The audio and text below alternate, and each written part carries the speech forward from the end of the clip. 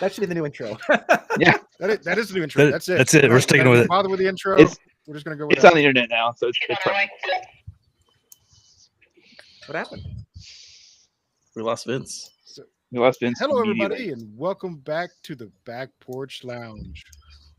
I'm going to try to do the intro anyway because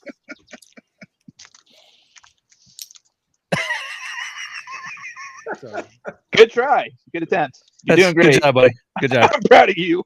I just want to wish you luck. We're all counting on you. and it's already screwed, so it's okay. It's fine. No, you can tell how novice we are at actually doing lives, because as soon as I started talking back to myself, and then I realized that I had the live up in another browser, and I was like, "What the hell is happening?" So that's very professional and very awesome of us. But anyway, boy, howdy! Today in the Back Porch Lounge we have Masculine Geek. They're really big on YouTube. Great bunch of guys. Vincent, who's trying to get back on, I don't know what's going on with his feed, is going to be on here in a few. But today we are going to be talking about some cigars. I don't know if everybody on the Mexican Geek side has cigars to smoke today, but if you don't, that's okay. We're going to talk about them anyway. We're going to do what we want to do. I guess prepared to be bored. Oh, okay. Vince has been having some technical issues where he's at with his internet. We were doing something last night, and sadly his internet crapped out on him, and so we had to cut some things short. So I'm not sure if he's still having residual problems from last night, which is affecting him today. I'm sure he can let us know better than anyone else, assuming he can get logged on with any level of permanency. Well, in the meantime, I'll institute a coup and I'll assume the title of Masculine Geek Head. There you go. Steal it over. All right. So today, Stepped into the power vacuum. Yeah, why not? Yeah, that's how it works. TJ's been wanting to pick up the crown of France out of the gutter ever since he saw Waterloo for the first time. So, and I'm talking about the classic 70s movie that if you haven't seen, I would highly recommend, because it's probably one of the best epic battle scenes films you will ever see, and it's not CGI. Those are like real men, many of whom were in the at the time Soviet army, riding horses and getting shot and blown up and everything else. It was just a masterpiece of a movie. Wow. I don't think I've seen it, so I'll add that to the list. My sound went out. What movie? It's Waterloo. Yeah. It was fairly recently free on YouTube. A fan did a bit of an edit with it. The film, as released, had certain scenes that were cut, but those scenes are in a couple of different books on the making of the movie, one of which I have. And this fan took those scenes, as far as the still images and stuff, and added them back into the movie where they belong. In particular, it gives a little bit more from the Austrian army perspective and General Blucher and what he was dealing with and everything in order to eventually get over to Wellington and give the French a right good thrashing. So, but it is a beautifully shot movie. It is some really wonderful actors in it, and is pretty close to historic accuracy. There's a couple of scenes that are more the legacy and legend of Waterloo than the actual history of Waterloo, including the scene at the end with the French Old Guard. But anyway, highly recommend it. And like I said, if you can watch it for free on YouTube, you should. And if you can acquire any kind of copy of it, it's worth owning in your library. We know places to acquire stuff. I mean, most of us work in IT somewhere along the way. Oh yeah, yeah. Well, that being cigar aficionados and acquisition of things should be something that should be right in your wheelhouse. That would be a hell of a movie night at a cigar lounge. You know, they usually have sports going on. Instead, everybody's got a cognac and a cigar, and they're watching Waterloo on the big screen. That would be something. Yeah, that actually doesn't sound like That'd do it. Yeah, I like that idea. I'm sold. Yeah, I like the movie night cigar. Sounds pretty good. There was a time local bars in Indianapolis, downtown Indianapolis, during Gen Con. There was one in particular called the Ram, which is right there in kind of in the convention center. It's attached to the parking garage. There was usually every year that Gen Con was in town, the Ram was all decked out in geek stuff. And inside the bar area, they were showing geek type movies. They were showing Star Wars. They were showing The Lord of the Rings, etc. One evening, the entire bar area was packed with members of the 501st Legion. So you've got a bunch of TIE pilots, stormtroopers, biker scouts, etc., filling this bar. And they were showing 300. That's awesome. And so there were various moments, you know, obviously this is Sparta and so on and so forth, where the entire bar, all these, you know, stormtrooper types were like chanting lines from the movie in unison and cheering and everything else. It was quite an interesting experience that we'll probably never see its like again, in part because of changes. Sounds like it's a lot like the equivalent of the Rocky Horror Picture Show live. To a certain degree, yeah. It just, there was a time I had a lady acquaintance of mine who works in theater. Actually, she's a professor of theater and film studies and stuff like that. And she was in town for one of the Celebration Star Wars conventions in Indy, probably the last one that was held here. And so she was in the bar area of the Ram sitting with a bunch of TIE fighter pilots. And these were all guys who were like partially in their uniforms, but their helmets were off. They were wearing aviator shades. They had flight jackets if they were in city type clothes. And I mean, they really did look the part of a bunch of off-duty pilots. Yeah. And what's funny is several of the guys in that particular group, and at the time in the 501st, most were like ex-military. Some were cops, some were firefighters. So, I mean, pretty much alpha-type male stereotypes, right? So because so many of these guys were ex-military, and in particular with the TIE pilots, a lot of them worked in aviation. One of the guys worked at NASA still with some of their rigging and flight stuff. I was ex-military. I worked on helicopters and was going to be a pilot before I destroyed my knee right before my flight physical. And so several of these guys were former military aviators in some way or another, at least crew chiefs on aircraft, maintenance personnel, and some actually were pilots. And so she's sitting at this table with all these guys talking the way, I don't know if any of you guys are military or ex-military, but talking in that military shorthand and insults and, you know, questions about people's masculinity and, you know, just laughing and drinking and stepping out to smoke.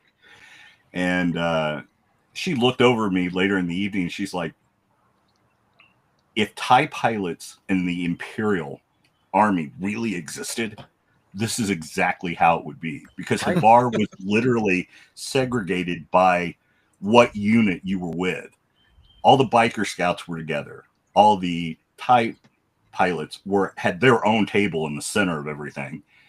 Stormtroopers were off to one side, but it was almost like divided between Imperial Army, Imperial Navy, Imperial Land Forces, and then Imperial Special Forces, as far as like AT-AT drivers and so on and so forth. So I mean, it was like it would be if this was a bar near a base of several military bases, and you had all the Marines at one table and all the sailors at another, and the Army guys. And even within those, the units were separated. So like the airborne guys were all at their own table, and the aviators were all at their own table, and stuff like that. So she's like, yeah, if this fictional universe existed, this is exactly how they would be off duty.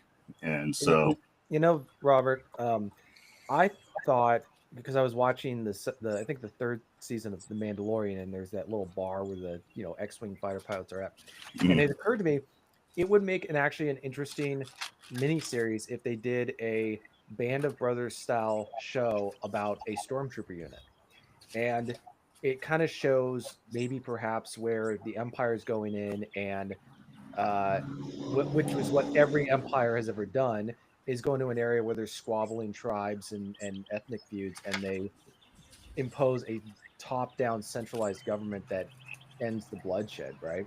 Because there's some folks that look at that, and it's not trying to say, oh, the Empire was the good guys, but just looking at it from one, we're talking about an entire galaxy's worth of people. We're not dealing with all bad people in every spot. And it also, if you're people where you're in a planet where there's all sorts of genocides going on, and the Empire comes in and recruits you, and you're a stormtrooper, and you're able to save your community, that's going to create some moral complexity, right? And so instead of the show showing the stormtroopers, whether they're special forces, scouts, whatever, instead of showing them fighting the Rebel Alliance, they're off in some other part of the galaxy fighting to impose imperial rule on these planets.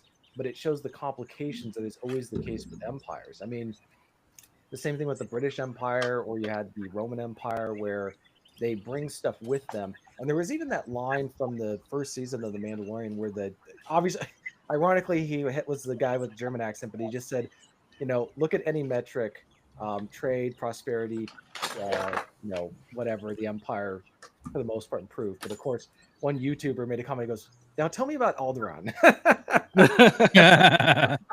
Nice, very nice. Let's do Alderaan. Well, the thing is, with the exception of that, the first of the new Star Wars movies, I have not watched any other Disney Star Wars because I'm not going to pay to be disappointed and watch my childhood memories and something that was a big part of my life, shat upon. So I just can't bring myself to do it. But also, you and probably 100 other guys have some really brilliant ideas as to things that would be cool that you could do with a Star Wars franchise that would be interesting, eminently watchable, bring new depth and insight and interest to that franchise, and would probably make dollars hand over fist. Yeah. But as Disney has shown repeatedly over the course of the last, decade or so, they have absolutely no interest in that. Well, and that's what is frustrating for guys like me in my generation. I'm a millennial. Is we grew up watching the original Star Wars, and there was this kind of idea, I don't think it was ever specifically for me personally, but this idea that our generation was going to take over these franchises and do stuff like that. Or we would do, those kind of TV shows or miniseries, but we would expand, because we also grew up in the 90s where they had all the Star Wars novels coming out. So you had a lot of creativity that was being poured into this franchise. But by the time I got to be an adult, George Lucas had done the prequel, which, and then he sold it off to Disney. And so now this is one of the frustrating things for me as a kid, almost approaching 40. For the last 10 years or so, they've just been destroying every franchise I've ever cared about. And it's what cultural locusts do. It's like, when is it going to be our time at all on this stuff? So, yeah. I think with the retirement of Kathleen Kennedy, you have a chance with hopefully Dave Filoni and oh shit, who's the other guy? John Favreau. Yeah, that one. Yeah. John Favreau to maybe breathe some life and some more entertainment value into the things that we did enjoy. Because as I don't know, as a Gen Xer, I did go back and I really did enjoy like Rebels and The Mandalorian, and I kind of liked the Book of Boba Fett. Part of it was a struggle, but I think the but I think that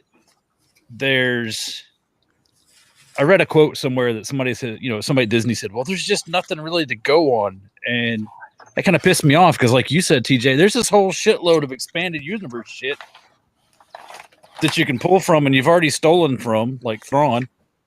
Right. Even though they decanonized all of that and said, no, that's no longer canon. Well, yeah, but we brought this other guy back.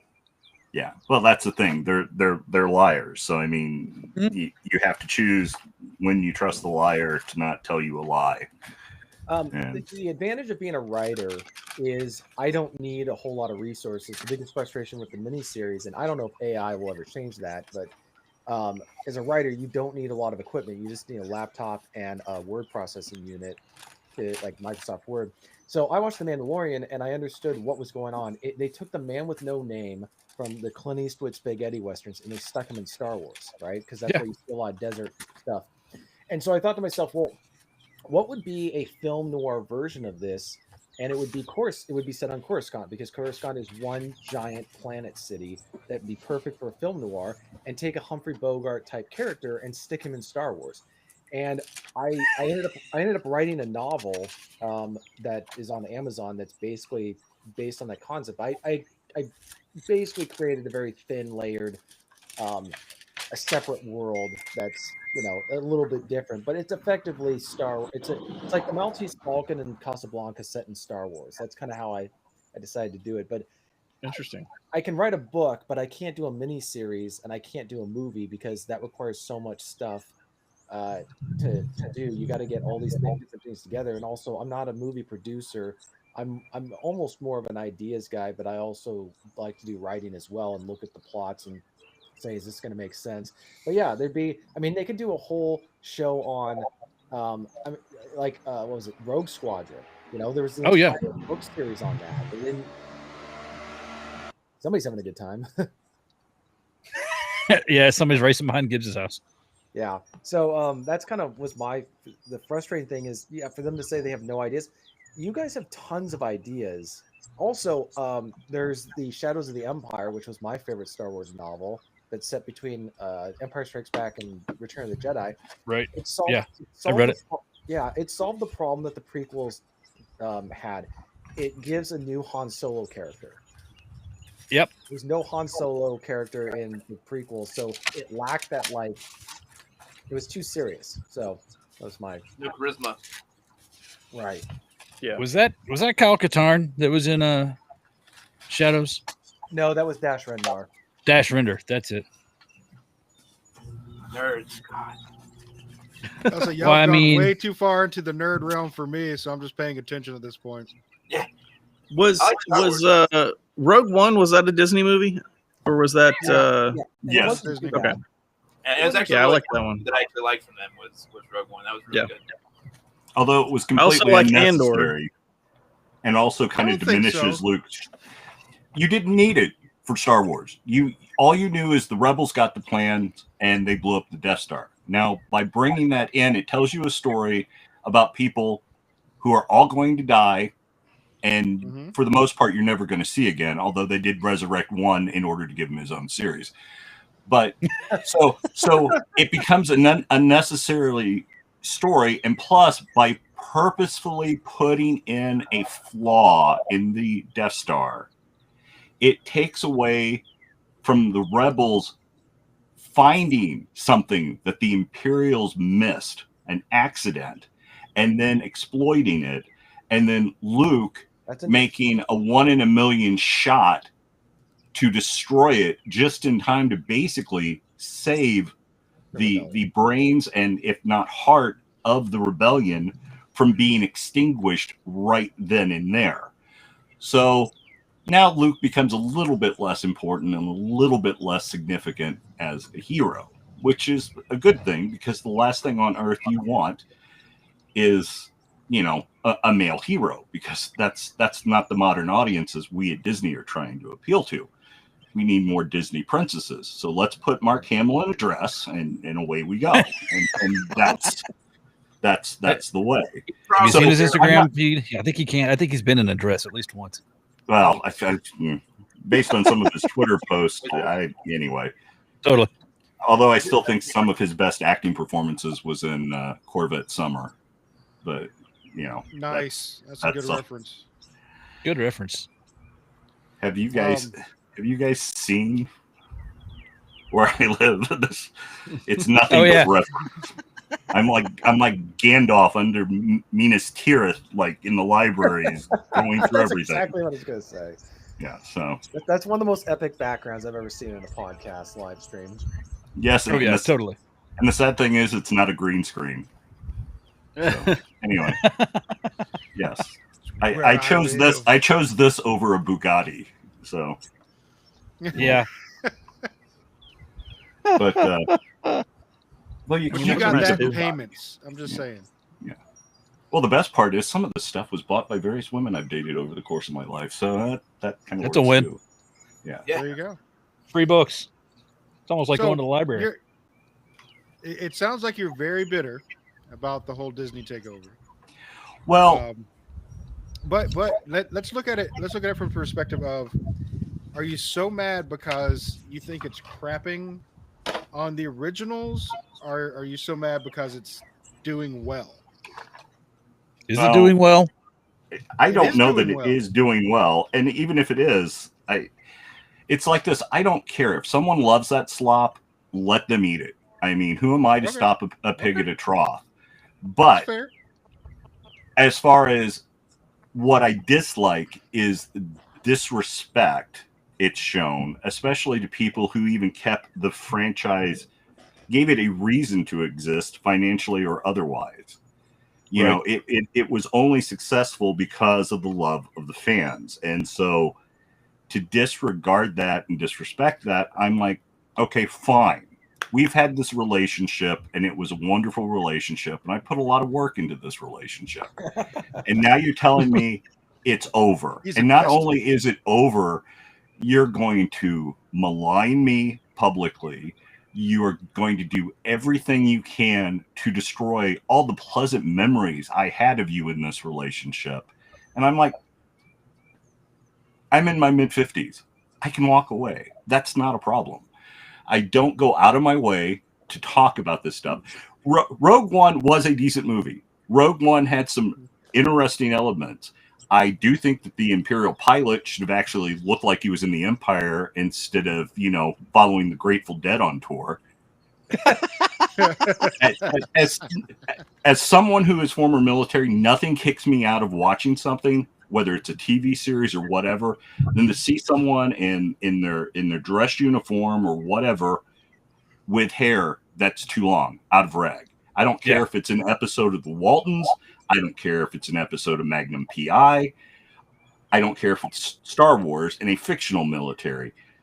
There are certain standards within the Empire, and even if this guy had been on the run for a couple of weeks, there's no way in hell his hair would have been that long, even just being an Imperial shuttle pilot. That's not how it works. So that's a disconnect that throws me out of the story. Again, you introduce me to these characters only to kill them off within the course of the movie. So it's like, okay, so kind of what's the point? I know that the rebels got these plans, and I know that the rebels exploited these plans. And then once again, as a cheat writing-wise, you put in a purposeful flaw, an obvious flaw, to make it easier to destroy the Death Star, as opposed to it had been in the height of their engineering and political arrogance. They created this ultimate planet-destroying monster but they did so in such a way that they never thought any one person with the daring and testicular fortitude would manage to get up close and down and dirty and take this thing out. And now it's like, well, it was designed to be taken out. It right raises there. another, from a story writer's perspective. The other thing that it does is it reduces the tension in the film, because they know if they get the plans to the rebels, they're going to be able to, they'll know there's a flaw there, as opposed to them saying, we don't even know if there's going to be a flaw to exploit. This is like, you know what I mean, where they knew, they had a certainty that they had found a flaw before they died at the end, or like, where they're trying to get it, as opposed to them saying, we don't know if it's kind of like, them sending Frodo off in Lord of the Rings. Like he's like, Gandalf said, there wasn't much hope, there was just a fool's hope. And it's kind of the same thing there, that it could have been, but because they knew that they were not dying in vain, it kind of takes away from the sacrifice that they were making. So that's another area where it's, but as far as the success stuff goes, I think the issue is they don't have longevity. I mean, people are still quoting films from the 80s, 70s. Like Casablanca will be quoted forever, but I have never heard anybody quote anything from some of these Star Wars movies from that Disney's made. I can't think of a single line that is like retained itself in our culture.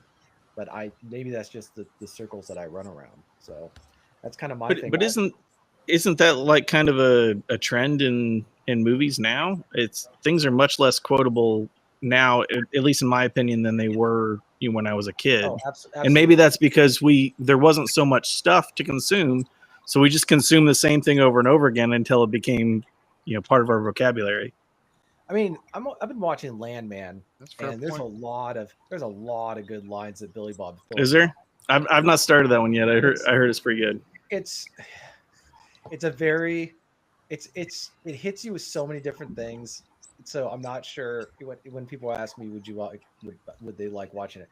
I don't know, because there's a lot of very just extremes in that show. But I mean, there's so many good lines that I use in common life now.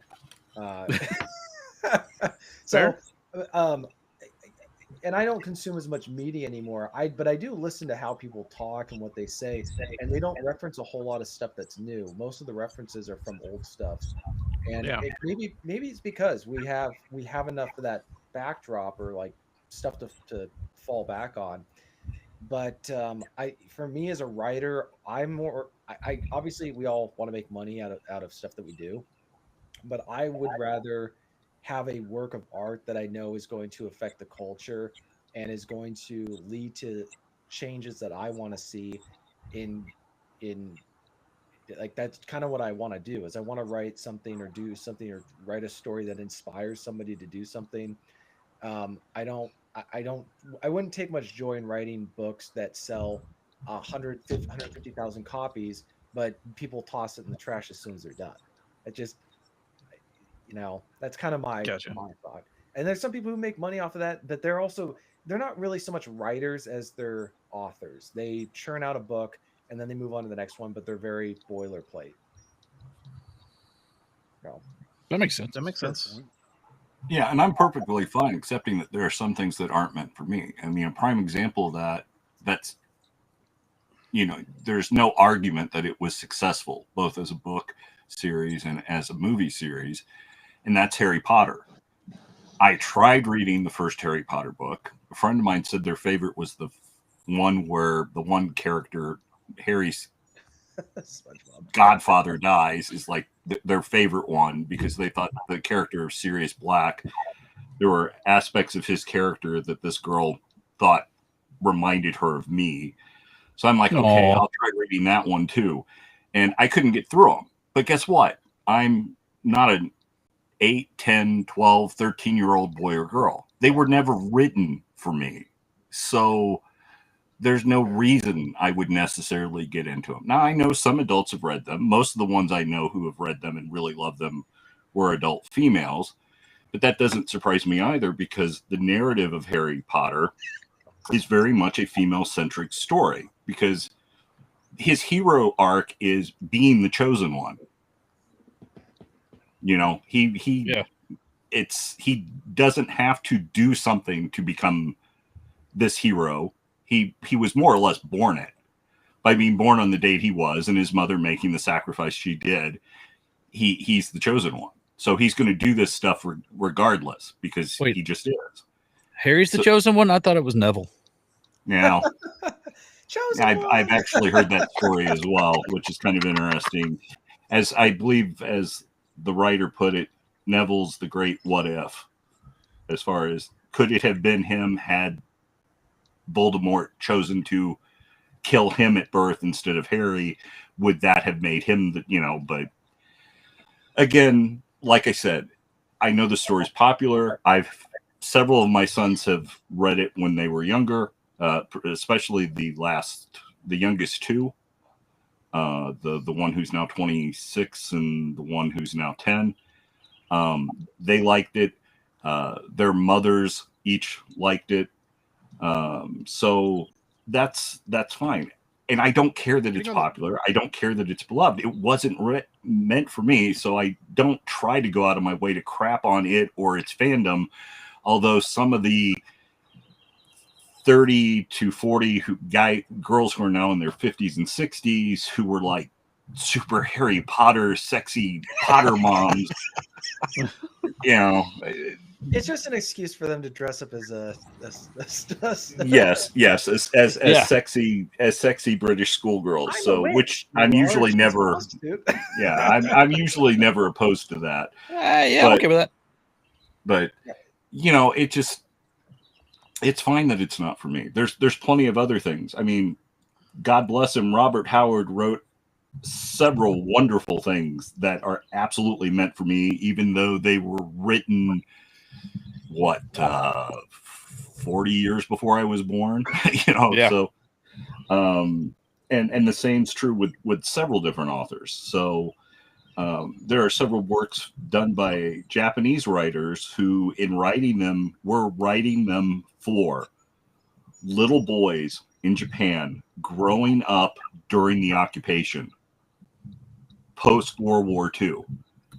But yet, despite not at all being the target demographic for their work, they're still amazing stories. And I can recognize the virtue in it, even though they are,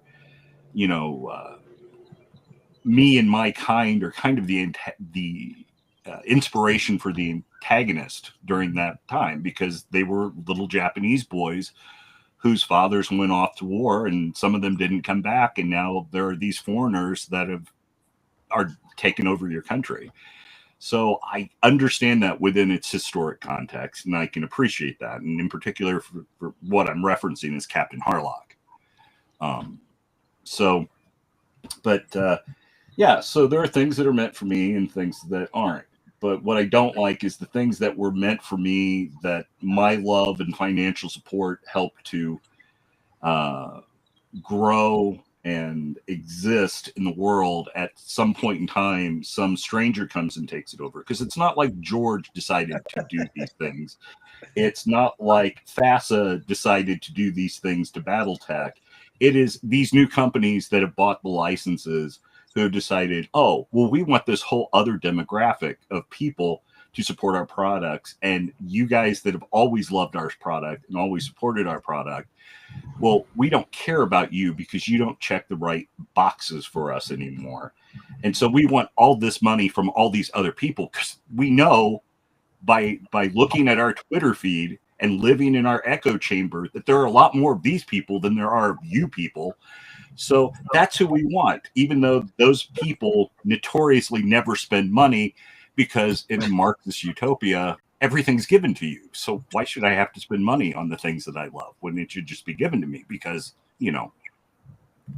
so that makes me think a little bit about the prequel, Star Wars prequels, when they came out, which I was not a huge fan of when they came out.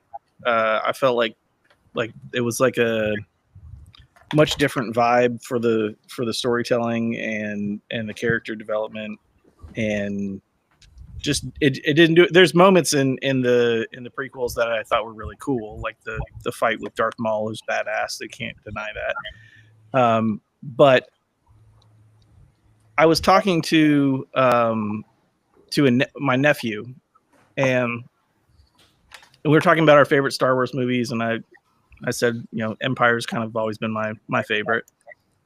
And he like mentioned, I think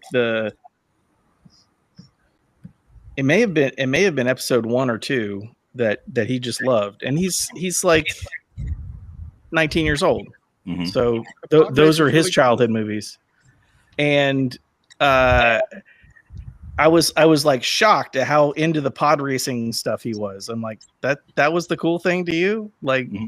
Okay, whatever. I mean, and then I heard a video of Freddie Prinze Jr., who has been a voice in some of the animated Star Wars stuff, which I think is pretty good for the most part.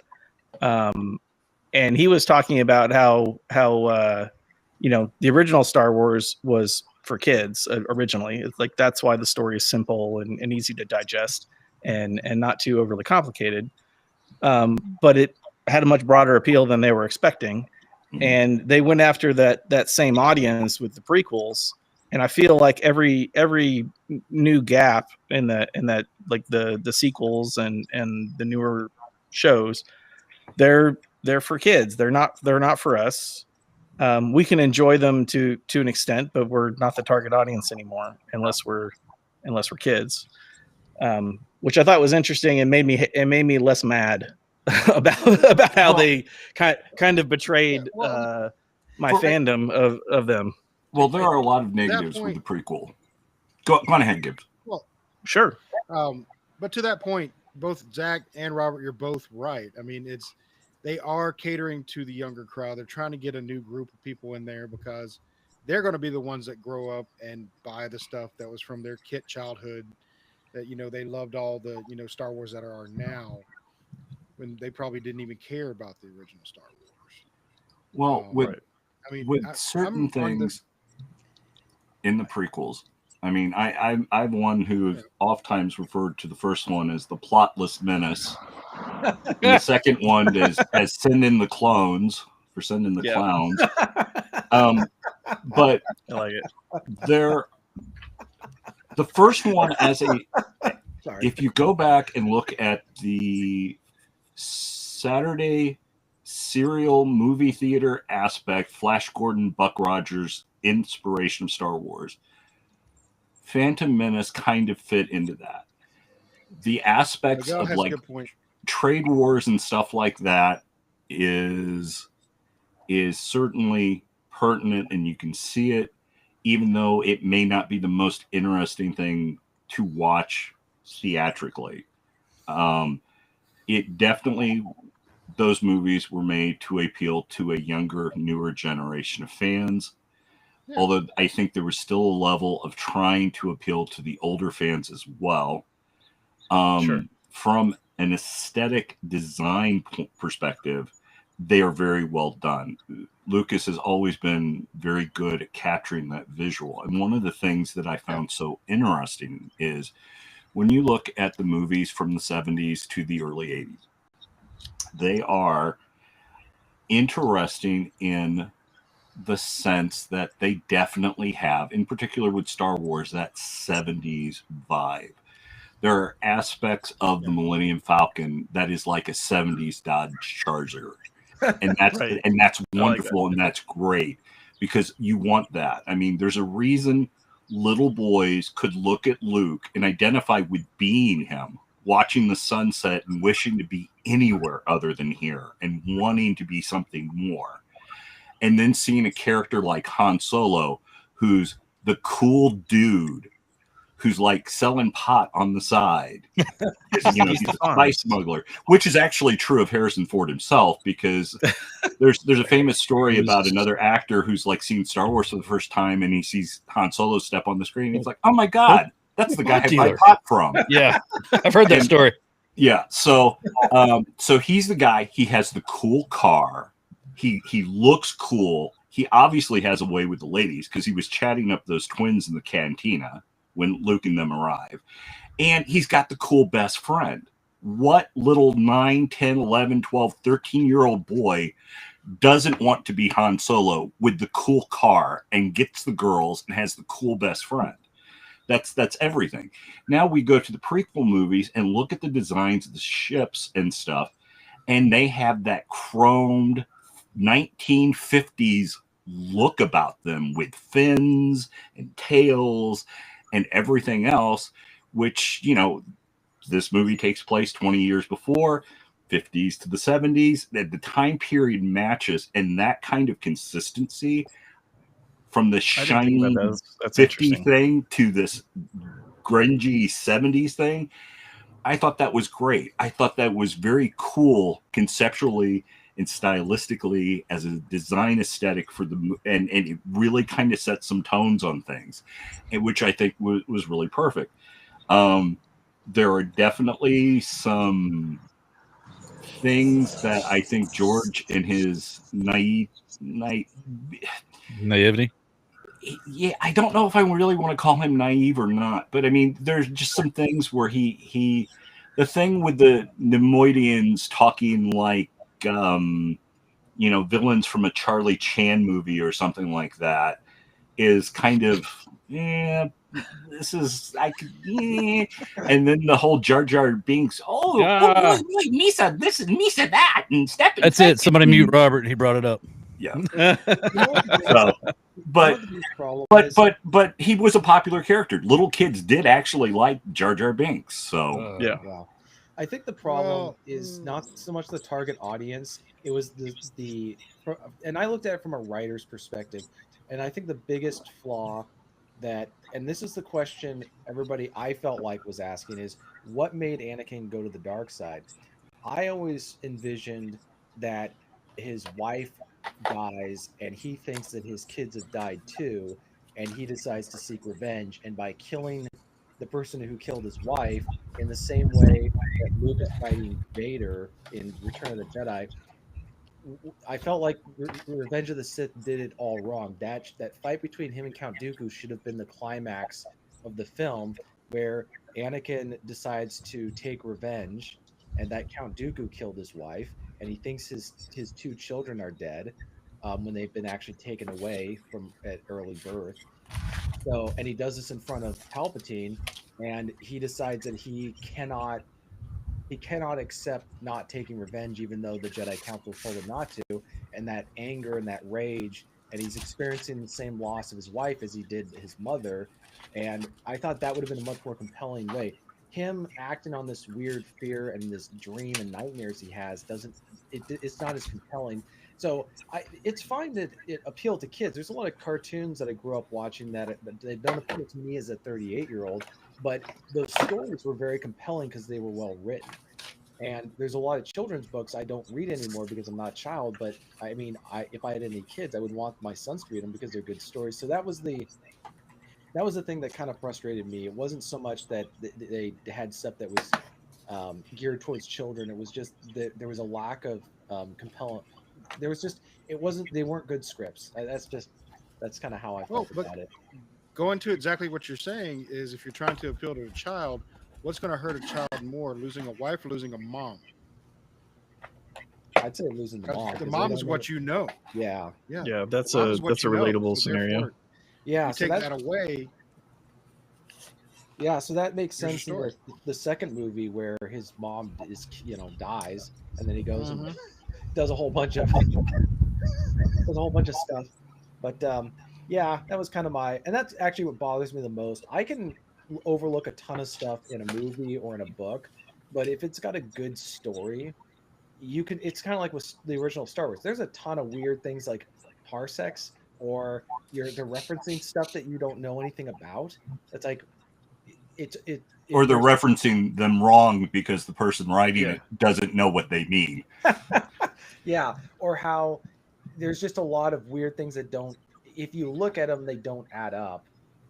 You mean like ships that fly in space that make sharp turns and full throttle? That'll never happen. Well, like when Princess Leia said they're tracking us, and on this ship, sister. It's like, they're tracking you, and you're going to go straight to where the rebels are, instead of landing on some other planet, getting on another ship, and then flying off from there. We're not ditching this hunk of junk, TJ. We're keeping it, man. It's for the movie. Built so many ships. It's the only set we've got. I was saying, wasn't in the budget for another I ship. I only had so here. much budget. Well, the other thing is, and this is a danger with anything doing a prequel, is that you know how it's going to end. I mean, was there any doubt in Rogue One that they were going to get the plans to the rebels? I mean, we already saw them use the plans to blow up the Death Star several decades ago, before this movie even came out. And the same is true with the latter movies, with the original movies and their prequels. The Clone Wars was this, what is the Clone Wars? What is this nebulous thing? And then when you kind of explain what the Clone Wars really is, it loses some of its mystique. Exactly. And that can be devaluing. The other thing is, like, who is Boba Fett? What is this Boba Fett? Because Boba Fett was not supposed to become as popular as he did. Right. You know, especially since he's a villain. The idea that all these kids were loving this villain was bothersome to George Lucas. I've seen him mention. I think although you mentioned that it's because Boba Fett, Darth Vader just goes up to, because of the dialogue was very terse, but it said so much about him. Where Darth Vader he's talking to all these bounty hunters, and then he pauses, turns to Boba Fett, and goes, "I want them alive, no disintegrating." And Boba Fett goes is, "As you wish," and that's it. And you're like, this is a guy who probably and somebody goes, "This is a badass, motherfucker right here," and I want to watch his story. Mm-hmm. Yeah. But the more we talk about this and the more we think about it, think about Rogue One and how Rogue One ends. What's the last scene in the last, I don't know, that final Princess 5-10 minutes? I mean, you've got Vader coming across the, bright light. Yeah, it's that bright light of Darth Vader going, "I'm going to, you're all mine," and wiping out a corridor full of rebel troops till the ship gets away. And we all, I don't know about you, I enjoyed the hell out of that. But it's a great segue for going back to what we're talking about, how these movies are designed more for the kids of that generation. That's a great segue for kids like my 14-year-old. While, yes, he grew up watching Star Wars, our Star Wars, because that's the only way to do it. It's still right at the, it's a great segue to drag those kids from Rogue One into Star Wars. I think just don't show them the special editions. Well, that corridor battle is even better when edited together with "For Whom the Bell Tolls" by Metallica. Oh yeah, I saw that recently. That was awesome. That takes it to a whole other level. But again, even in the original movies, Yoda's line on Dagobah when Luke is leaving and he's talking to the spirit of Ben, and he's like, "That boy's our only hope," and Yoda's like, "No, there is another." I'm sorry, you have to do that in Yoda's voice, Robert. No, there is another. He's another. Okay. Thank you. Carry on. Anyway, I appreciate that. You're welcome. But that question really should have never been answered, because in making Leia Luke's twin, despite having movie programs for the original Star Wars, where they're introducing the characters and they're talking about Luke Skywalker, this 21-year-old farm boy from Tatooine, and Princess Leia Organa, this 18-year-old princess from Alderaan. I don't care if you're lying about their names and their planets of origin. 18 to 21 is a hell of a long delivery. So and the purposeful love triangle in Empire Strikes Back, which was supposed to invoke aspects of Gone with the Wind, which is why the movie poster was done in that style, at Lucas's direction. Never noticed that. I didn't know that. That was all purposeful. So now it's like, oh, I've got to answer this question. Who's the other? And it's like, no, George, don't. George Lucas is most brilliant when he throws something out and doesn't explain what it is, because then he allows the audience to fill in those blanks with their imagination.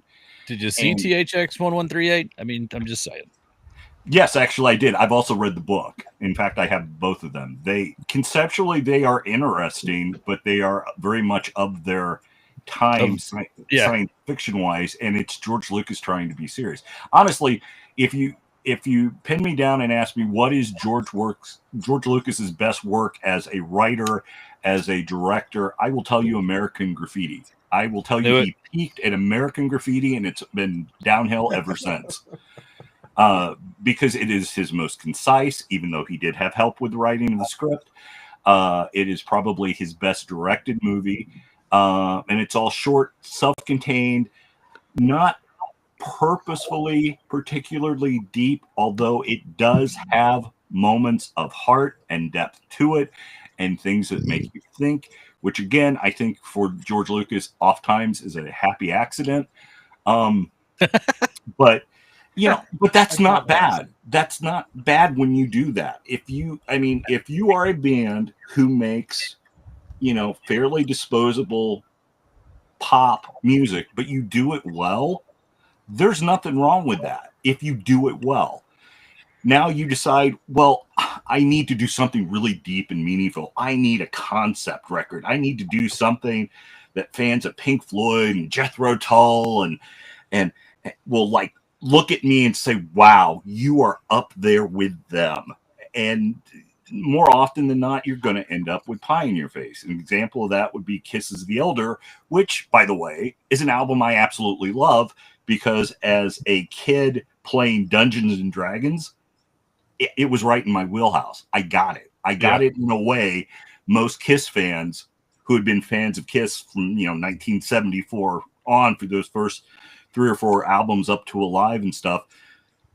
No, it's like, what the hell is Kiss trying to do? But I absolutely love that album from The Elder, and I think there's some really good tracks on it. So, and I always have. The same way Unmask is their attempt to do bubblegum pop, and again, it was kind of a misfire, just like it just. If you do something and you do it well, there's no shame in that. That's the thing that drives me nuts. It's like there's nothing wrong with being a blacksmith.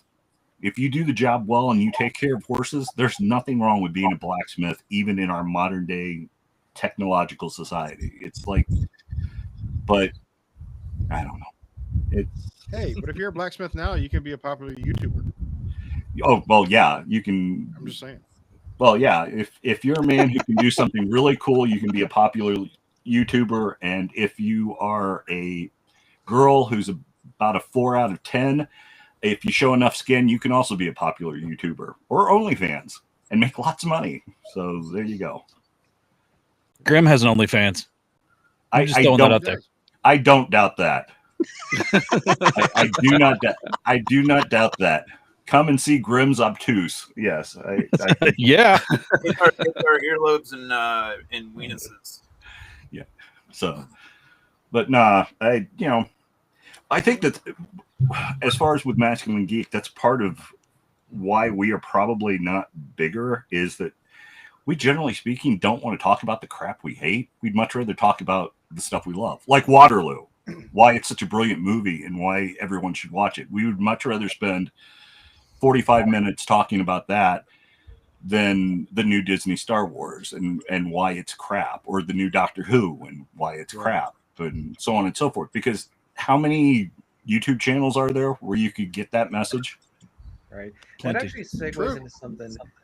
Masculine Geek is going to kind of be shifting over towards focusing on writing. We just published a pulp anthology, and we have enough material for a second volume that we're going to be doing. But it goes back to what we're saying is we're frustrated with the state of writing and storytelling, and instead of being on YouTube manipulating the algorithms so that we can do these rants and theatrical performances that generate clicks, we're trying to actually publish content for people who are also frustrated but they're readers, and they trying to create the kind of culture that we want to see.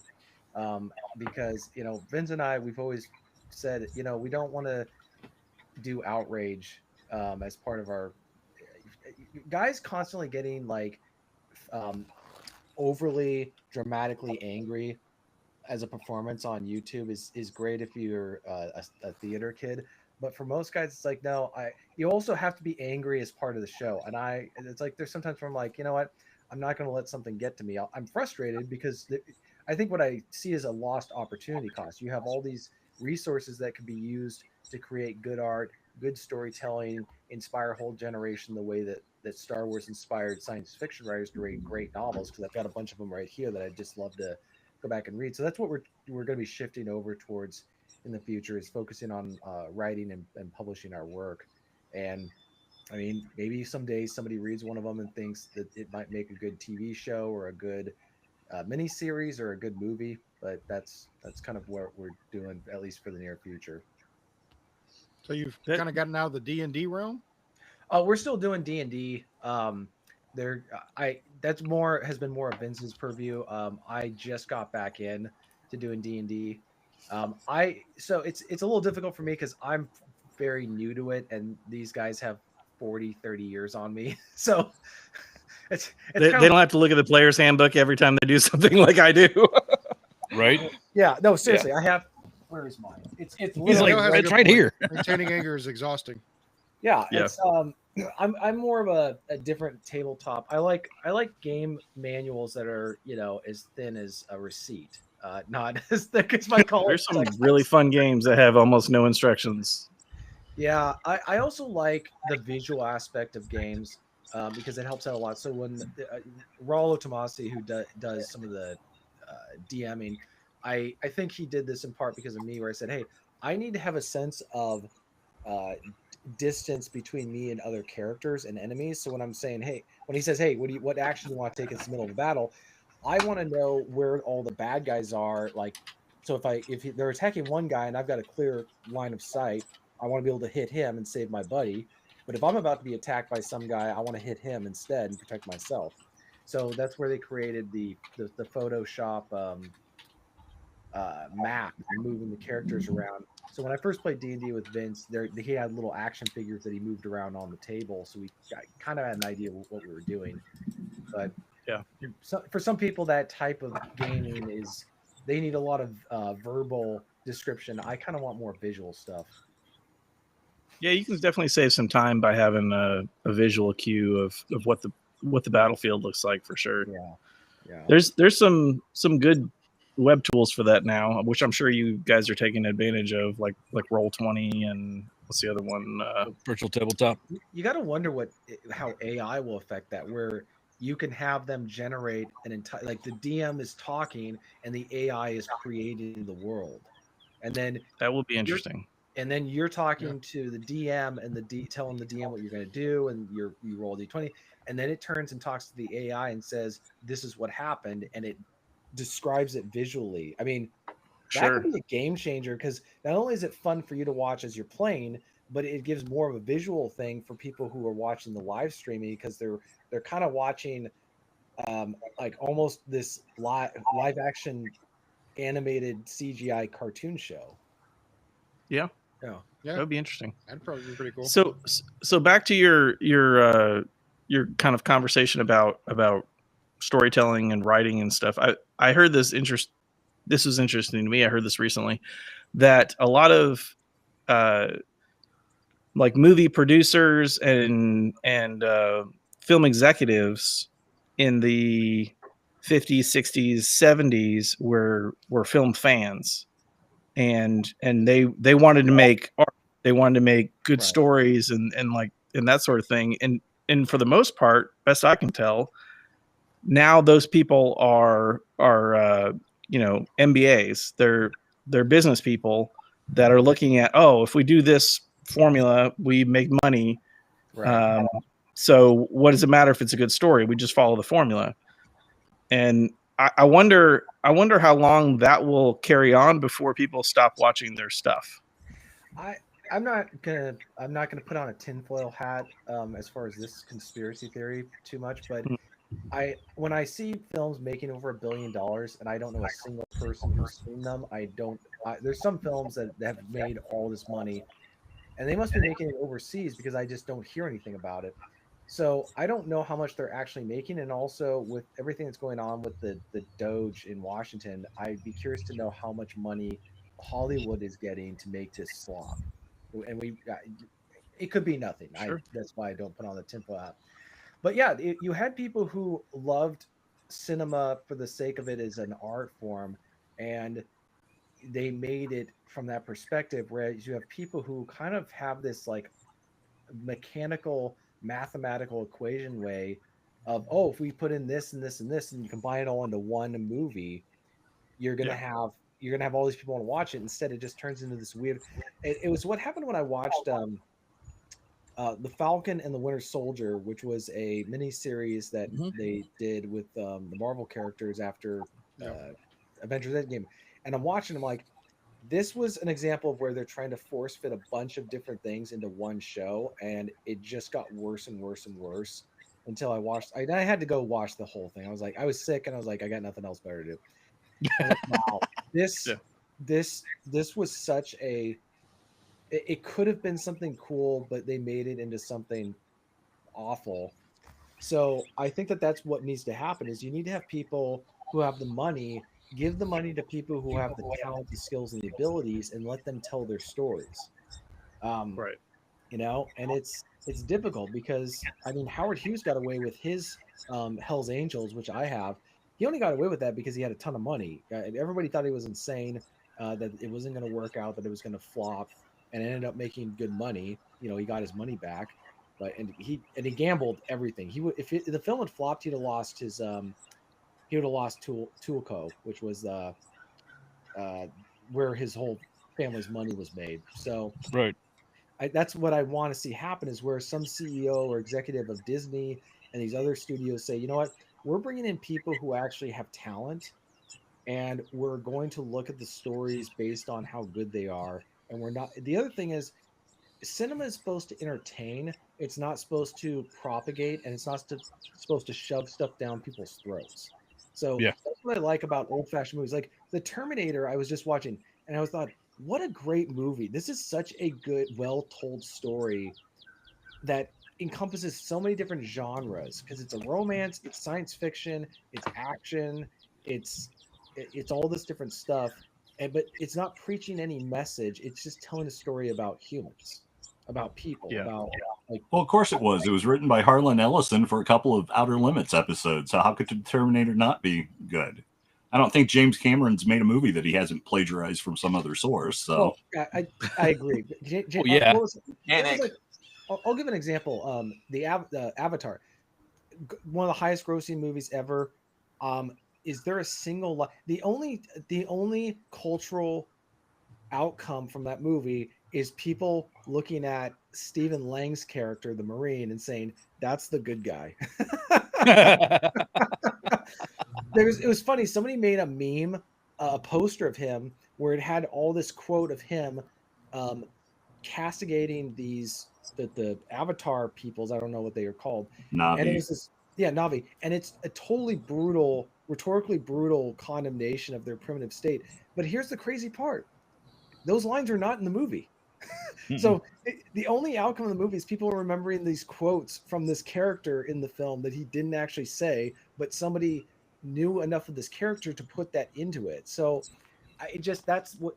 Yeah, James Cameron he plagiarized so many movies plots for that one. And at the very least, if you're going to not plagiarize, but if you're going to borrow, at least pay tribute to it in some way, which some films do that. But I mean that's my hope at some point where you have people who are really brilliant, but they know how to tell good stories, but they don't have a lot of money, and they're kind of obscure. But a Disney exec knows, hey, we need that. Kind of like Herb Brooks from the movie Miracle, in real life. Like he picked the best guys for the team. He didn't pick, or he picked the right guys. He didn't say. He just intuitively knew this guy is going to work well with this guy, so we need him. He's not on paper the best hockey player, but he works well with these other guys. Yeah, that's my thought.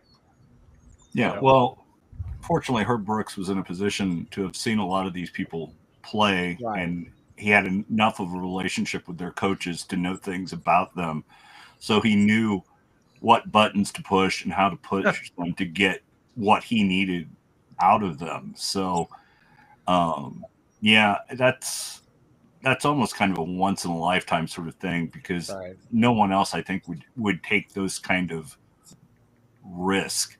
And Hollywood certainly like that. The pop music industry certainly like that. I mean, there's literally a computer algorithm that, a song has to have this many beats, be approximately this long, and have these certain elements in it.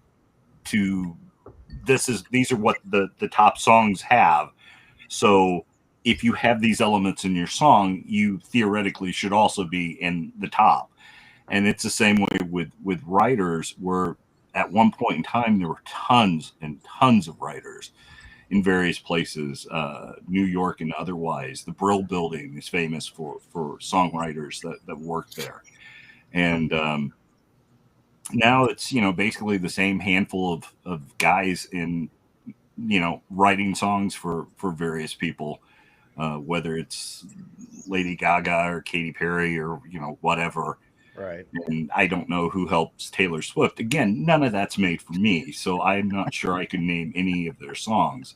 And although I know that the name of the blue aliens in Avatar, the Na'vi, I've never seen it because I've already seen Dances with Wolves. I didn't need to see the science fiction version of that. Right. So Wait, let's be fair. Dancing with Wolves, but Save the Trees at the same time. It's Fern Gully dances with wolves together. Yeah. There we go. Fern Gully and Dancing with Wolves. Well, and it's just like James Cameron's Aliens is basically them. Yeah. Which is one of the reasons why the dynamic was changed for the aliens as far as their reproduction cycle and so on and so forth. The original Alien movie, I think, is the superior film, and which is not to say that Aliens isn't fun or there aren't cool characters in it, although Alien 3 pretty much made the introduction of any of those cool characters kind of pointless. But yeah. So I just bring back 70s Sigourney Weaver. That's all I want. Yeah, I don't give a shit. Yeah. That's or just actually Sigourney Weaver. Yeah, just bring back Sigourney Weaver. One, Robert's been talking a lot about the aesthetics from different eras and that kind of stuff. One of the things Vince and I have been talking about is we want to, as our pulp anthology suggests, we're trying to revive the pulp genre. And the problem, and that's not a problem, it's just right now our stories are set in different time periods than now. So the thing we're struggling with is, how do you tell pulp, which was set in the 30s, 40s, 50s, how do you take those characters and those stories and contextualize them in the modern era? And there's different theories and ideas I have, but that's one of the challenges with telling stories today, is because by just telling a good story, it's almost subversive, because you're not supposed to tell a good story. Right. It's kind of like, if the ideology of the party is that architecture has to be ugly, if you have a beautiful building, it's a political statement. I've made the case in essays that good aesthetics is almost an act of quiet rebellion. If you're wearing good aesthetics, or you have whatever it is you have, you're saying, I choose this over that. And so if you have a good story, you're almost going to get into trouble, because people are going to the powers that be, because who knows what, they're not organized in a collective sense, as I see it. But you tell a good story, it's going to make people uncomfortable in their groups, because look at the stories that they're telling. They're telling stories that don't convey. This was one of the issues with the Falcon and the Winter Soldier. One of the protagonists, who's the leader of this resistance movement, she's conveying this weird combination of, I'm a victim and I'm trying to empower myself, which is this really weird, and it just made her insufferable as a character. But imagine you have a character who is assertive and dominant and has a vision. And I don't know necessarily how they got away with this with Thanos, except that he was the bad guy, right? Mm-hmm. But you have a character that's actually. I think the issue with Thanos is he wasn't really likable. I didn't really like him as a character, compared to, say, I'm trying to think of another villain where you actually kind of like him. He's like, an enjoyable character, but he's also dominant and assertive. The Joker comes to mind. The one from I'm assuming the 2008, The Dark Knight. Yeah, Yeah, the Heath Ledger Joker. yeah, he's actually kind of a likable character because he has a he actually has a sense of humor. Right. Um, It's actually kind of funny. He's actually kind of funny, and he kind of has an understanding of human nature. Like he has a sense of self awareness. I think that's what I like about him. You know. Yeah. So. Cesar Yeah, Romero is still the best Joker. He's also like yeah. an agent of chaos. No. Well, he is, but he's predictable. If he tells you it's A, then you know it's B. If he tells you this bomb's on this ship, it's on the other ship. It was. If he tells you this person's in this location, it's the opposite location. Right. And I can only think of two things he did in the entire movie that were kind of funny, one of which was making the pencil disappear.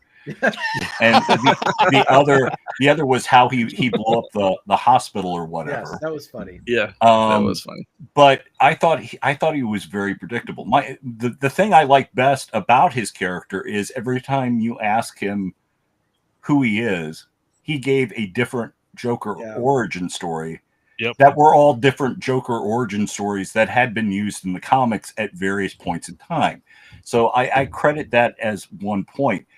But I really didn't care for that movie, and I've only seen it the one time when I went to the theater to see it. It just did not work with me. I think the Joker should be more unpredictable than Heath Ledger was, and at times more humorous in a very kind of dark and almost twisted way that you're kind of ashamed that you found that funny. But again, it is what it is. It's a movie of its time. It reached the audience it was supposed to reach. So I'm fine with that. Like I said, I still think Cesar Romero from the Batman TV series, as campy as that was, is one of the best Jokers. And probably my second favorite Joker would be whoever the Joker was in that commercial that was out a week or two ago. That was a pretty good The State Farm commercials. Yeah, that's probably my second favorite Joker. I haven't seen that one yet. I think that what the Dark Knight did show, though, is, and this was the same thing in the animated series, is that the Joker begins to have this love-hate relationship with Batman, where he's like, it's his counterpart that gives him a sense of purpose. He creates chaos. Batman's trying to create order, but there's no one else like Batman who's smart enough to challenge him. And it was actually the same thing with the Riddler in the Batman animated series, where he's talking to his henchmen about Batman. And they're like, why don't you just get rid of him? And he goes, because he's the only one who could play the game. He's the only one who challenged me. And it almost, and then there's the one episode of the animated series where the Joker thinks that Batman's dead, and he actually mourns him in this very twisted way. He has a funeral for him. He's like, I don't know what to do with myself anymore. Gee, I guess I'll just go get a job at 7-Eleven. I'd like an icy. How about a magic trick? Have you seen the pencil? Yes. Yeah. So yeah, it's I think that goes back to what we were saying about the storytelling, is that right now, if you have a good story, if you have a good story, it's going to be ignored because they don't want to tell good stories. They don't want to create heroes. Well, and part of that is it's so easy to publish now.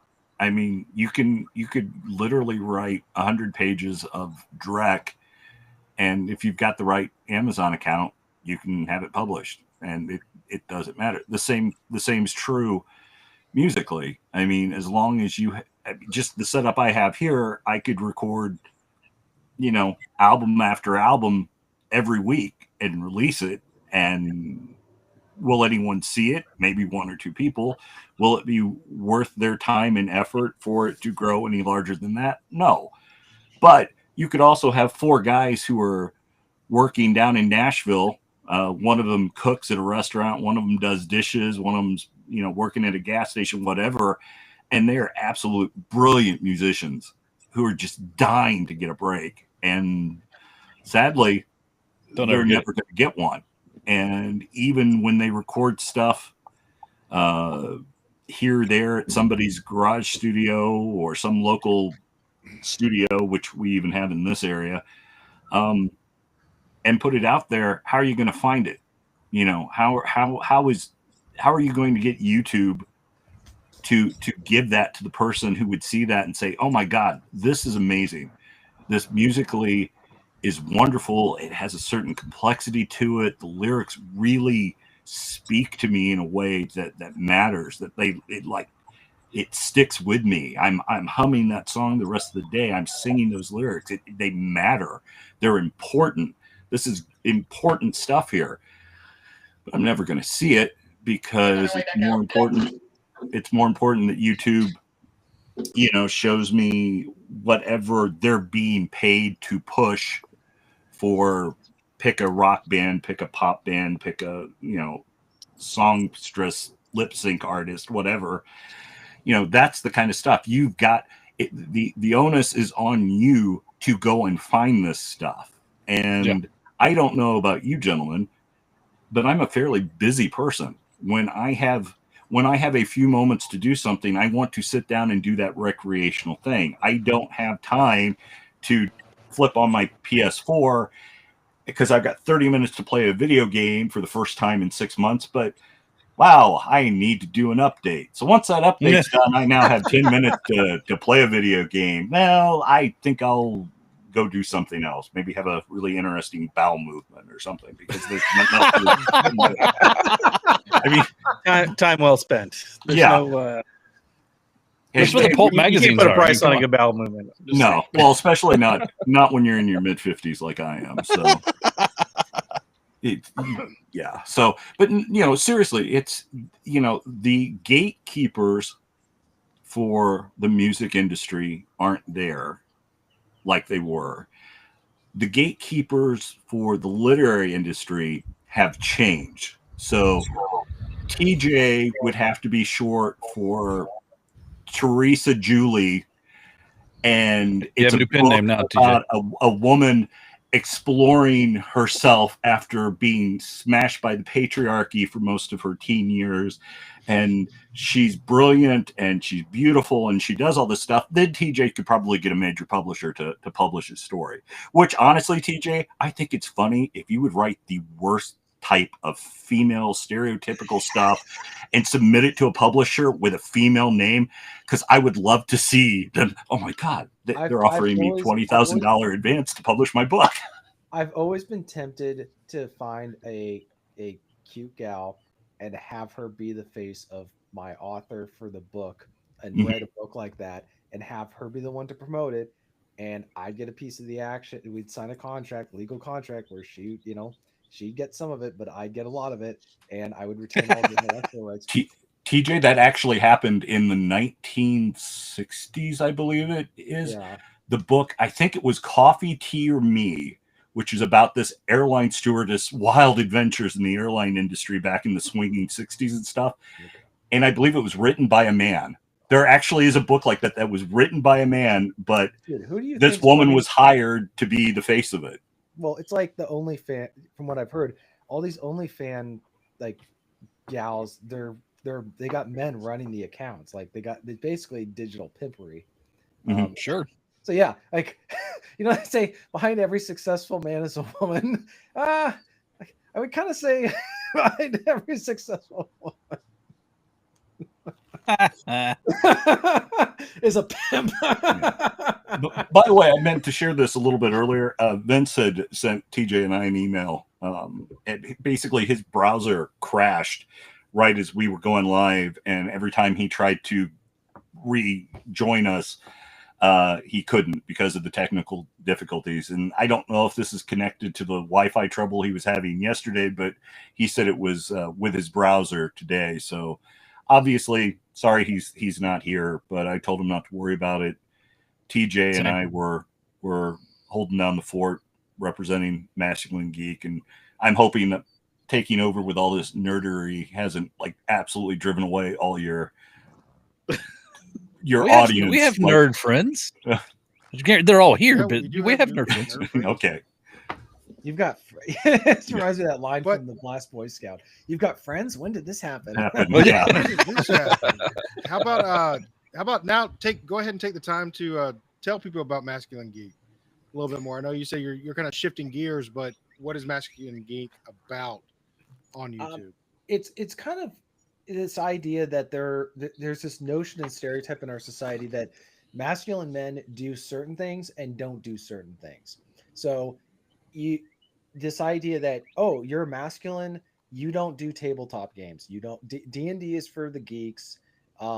Those guys are, the dweebs that are reading books and very intellectual, but they don't go out and do physical activities. They don't go out and do other types of pursuits. They don't talk about cigars or pipes, or they don't talk about things outside of a certain realm. It's very segregated. And the whole premise we have is that you can smoke a cigar, drink some whiskey, flirt with a girl, and then, or smack her on the butt, or go play D&D afterwards. Like you can do all those things inside of being one guy, and not have to give up one for the other, because that's one of the things that keeps a lot of guys out of certain hobbies or interests. Is this, for example, I have typewriters all over my house. And people, and I have got antiques. I've got all sorts of crazy stuff all over my walls, including, as you guys can see in the back, I've got like 1940s luggage and a ton of pipes over there. And I've also got a lot of VHSs that I've collected. But I also go to the gym and I shoot guns and I drink bourbon and I smoke good cigars, and I enjoy. I know how to converse with a girl, so to say the least. So there's all those things, and I also am a writer, and you can be into photography. You can have passions as a man, and there's this weird subversive thing where a guy is not allowed to be too passionate about something because he's just passionate about it. There's this attitude that guys can only be interested in stuff because it gets the girls, right? No, if I want to go play Stratego, or if I want to go play Settlers of Catan, I really don't care if some cute redhead with a figure I haven't seen since college math class. I don't. Her opinion doesn't really matter. Like it's like, that's nice. You don't like Settlers of Catan, but I'm gonna go play with my buddies, and and then also you go ride dirt bikes, motorcycles. You can do all this stuff that guys want to do, drink beer, whatever. But you can navigate all that stuff within one person. But there's this perception that you can't do that, or that's not what you're supposed to do. And so it's kind of created not so much an echo chamber, but where people avoid doing certain things, or as Vincent I have said, they become closet geeks. They have, they got their Warhammer 40K collection, but when they go online or when they have friends over, they hide it all. They don't want anybody, showing it off. And so we kind of had this interesting thing when Masculine Geek was very young. We would have people come on who were known for like teaching dating advice, and they'd bust out some very geeky thing that they love to do, and they were able to talk about it and not get made fun of. So, kind of like, okay, he's an official masculine geek or unofficial. Like, Right. We've initiated him into the world of where he can talk about dating tips for women, but he can also talk about his love of fountain pens or something like that. I would say one of the guests we had was a male escort who also worked in the adult film industry, who loved talking about board games. So That's a hell of a combo. Well, but there was a time it was expected of a gentleman, especially a gentleman with any kind of social status or refinements in education, that yes, he would work for the government or be a banker or what have you, but within his den, around his massive library of books, right, would be a table set up with Napoleonic soldiers from some various battle from the Napoleonic era. And he could stand there or sit in there with a couple of close male friends in a smoking jacket with a high quality cigar, drinking a brandy or cognac or something like that after a wonderful dinner. and discussing the battle that they're observing and pointing out, well, actually, the French had their chasseurs at this point in the battle at this time, so you might want to move him over, if, you know, and talk about things that only mattered to this group of men. And some of those group of men were incredibly famous men, like Winston Churchill, Right. from politics, who had a massive collection of Napoleonic war soldiers growing up as a little boy, or someone who's an actor like Christopher Lee, who was literally playing with toy soldiers by rules, Little Wars, written by H.G. Wells. Right. I have that book right here. Yeah, and there was nothing. Peter Cushing from Star Wars had his own massive collection. There's even a video of him. He's sitting making and painting them. Yeah, he's painting them, and he's sitting there smoking a cigarette. But he was close friends with Christopher Lee, and that was actually one thing that really bothered me about a guy at this revisionist critique of Churchill, where they're like, yeah, he was a drinker, and people would find him in a room playing with little toy soldiers. I'm like, it's called wargaming. Mm-hmm. And like Napoleon did it, all these guys did it, but we think that adult men aren't allowed to do these things anymore, and saying, oh, these are off limits for you. I'm trying to think of another guy I know, a famous figure, where they just did things that were considered not masculine, but the question is, who's defining masculinity for that? And so that's where it just, I remember one time I was hanging out with a friend at his house, and he had some other guys over, and he had a copy of a bunch of like first edition copies of these really old books, and I have a ton of first edition copies, and we were like nerding out over it. And one of the guys was like, when are you going to move in with him and be his like, lover? And I'm like, dude, like, what makes you uncomfortable with the fact that we're sharing a passion? And then he showed his pipe collection, and we were talking about the different types of pipes that we liked, and I showed him my clay. You know what I mean? Like, it was male bonding over a shared passion that didn't involve women, and that made a bunch of guys uncomfortable. So, well, you have basically three different groups. You have women defining masculinity, which is, of course, how it best serves them. You have men, especially that are considered to be on the trad right side of things, the Walshes and Pools and these other homunculi, who, you need to step up and be a better man for women. Because if you would step up and be a better man for women, then women wouldn't do all these horrible things that I talk about and get paid in the script I read and don't write myself. Right. But this is the opinion I have because this is what they pay me to have as an opinion. Or you have guys, which especially guys that TJ and I know because of various associates, who are trying to sell you something. So if you want to be a real man, you have to want to be with a trainee who looks like Megan Fox and do it on your Bugatti. And then you're like a real man. Now, please join my pyramid marketing scheme. And I have never watched Star Wars, Yes, I have never watched Star Wars. I don't play video games. I am on my nuts. That's why I have all these women working for me. That's why I am being arrested and going to prison for the rest yes. of it. So, I mean, that's it. And the thing is, I'm sorry, it's like guys who talk about, well, show me your receipts. You have such a way with women. Show me your receipts. And it's like, dude, if you're not picking up my tab, I don't need to show you my receipt. I'll show it to you as long as you're paying it.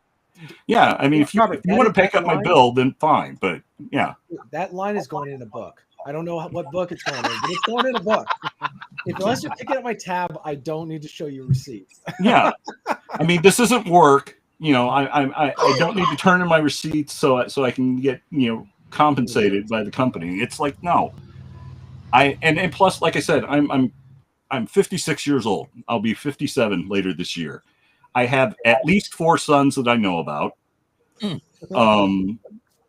I have grandsons. I have a granddaughter. I've done most of what I've wanted to do. I have sacrificed a lot for family and other obligations, probably too much in retrospect. But it's like this. I've lived my life. I'm not telling anyone else they have to live their life like me. Unless you are coming to me asking me something, I'm not castigating you for how you've lived your life. I mean, I'm not hopping on Twitter to say this sucks or you suck if you're not doing this or whatever. I'm half the time I'm on Twitter for 10 guys who are middle-aged Japanese guys who appreciate my toys and my games as I appreciate their toys and their games. And you can ask TJ, what, about 90% of what I post on Twitter is written in Japanese because that's who I'm talking to? And I can vouch. I follow you. Yeah, and I love it. I love Robert's stuff. He's always posting the cool stuff, the cool toys or whatever it is. Yeah. I mean, I'm not here to save anyone that's not, my family and kin. That doesn't mean I would not, help a friend get rid of a body if need be. But I'm not putting myself out there. I've done my part. I've had my kids. I've done my best to raise them. Are there things I would have done differently? Yeah, because guess what? I know a whole lot more about being a father in my 50s than I did in my 20s. Imagine that. Right. You learn stuff as you get older. But that would not stop me if someone came to me. Let's say, okay, Andy, you mentioned you follow me on Twitter. You sent me a DM and said, "Hey, Robert, I've got this thing. This is Andy from Leaf Cutters." It's like, oh, okay, I know who you are now. And it's like, and you told me something. That doesn't mean I would not take time to okay, if you want my honest opinion, here it is. Pleasant or unpleasant, this is it. But I'm not going to get on Twitter and say, man, those guys from the Leaf Cutters, this is the stuff they need to do to get their houses in order. Because guess what? That's not my place. You did not invite me into your house to do that. And it's rude for me to just barge in and start doing that. Because guess what? No matter what I think I know about any of you, it's nothing compared to how much I don't know about any of you. Your relationships with your wives, your girlfriends, children, if you have them, parents, whatever. I don't know any of that stuff. So it's not for me to say. It's not for me to get on there. And guess what? I'm not trying to sell you anything. But you're trying to get me to buy all these toys that you keep posting because I'm seeing them, and I'm like, damn it, I want one of those. Yeah. Well, yeah, no, seriously, that's where I look at that stuff. I'm like, man, it reminds me of all these toys I had as a kid, and I've recovered some of them because, parents just decide, oh, they don't want it anymore, and then they get rid of it, and then you're like, oh, that is now worth $1,000. Mm-hmm. Wow, thanks for getting rid of that and giving it away for free to Goodwill or Value Village or whatever. Yeah, I'm thankful that and Gibbs can vouch. Like when I go back to my mom's on occasion in the basement, there's a Rubbermaid bin that still has toys of mine as a child, and in that bin is, I don't know if TJ, if you remember, or Robert, I think it was the Empire Strikes Back carrying case for Star Wars characters. Mm-hmm. Yeah, there's one of those in my basement that still has 80s Star Wars toys in it. Yeah. Crazy. Yep. I think there were 2 different carrying cases for Empire. I think it was Empire. The artwork. Yeah. I think there were 2 that were labeled for Star Wars, for Empire in the square cases. And then, of course, they came out with like the Darth Vader case and the C-3PO case and stuff like that later. But yeah, I didn't have that kind of money. Yeah. Oh, I know. Well, what's funny is probably if you were to ask me, all of your stuff but one item is going to be destroyed. You can only save one item from your collection. What would it be? It would be a 55-year-old Curious George figure or Curious George stuffed animal that I've had for 55 years. That is probably the most precious thing to me because it's one of the only things I've had pretty much the entirety of my life. And I have things that are infinitely more valuable dollar sign wise, but probably nothing more valuable sentimental wise. And at this stage in time, there's nothing wrong with having a certain level of sentimentality.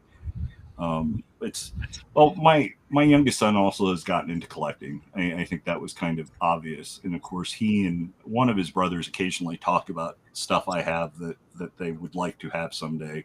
Some of the stuff I have in my collection, I've actually given to some of my older boys. So, or as certain comic books and stuff. Like I bought multiples of the original Aliens comics by Dark Horse in that initial run in the 80s and early 90s, and so I've like given those to my two older boys because I'm like, you guys are collecting stuff now, so here you can just have them.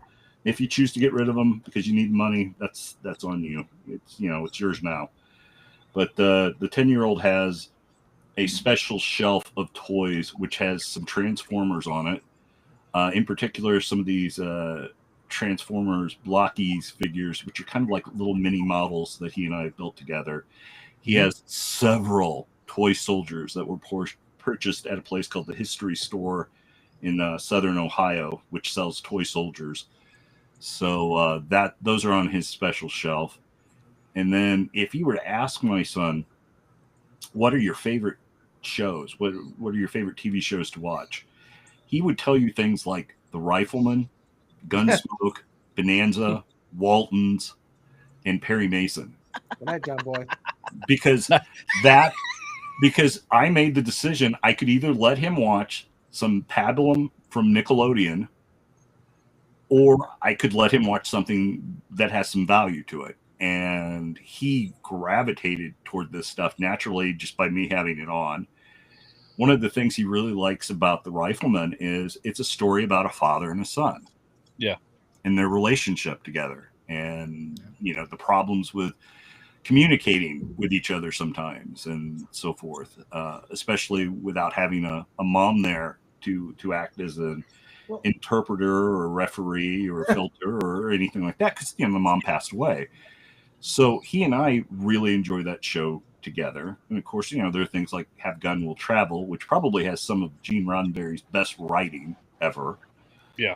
Even better than the stuff he did for Star Trek or rewrote for Star Trek from someone else, as much as I love the original Star Trek.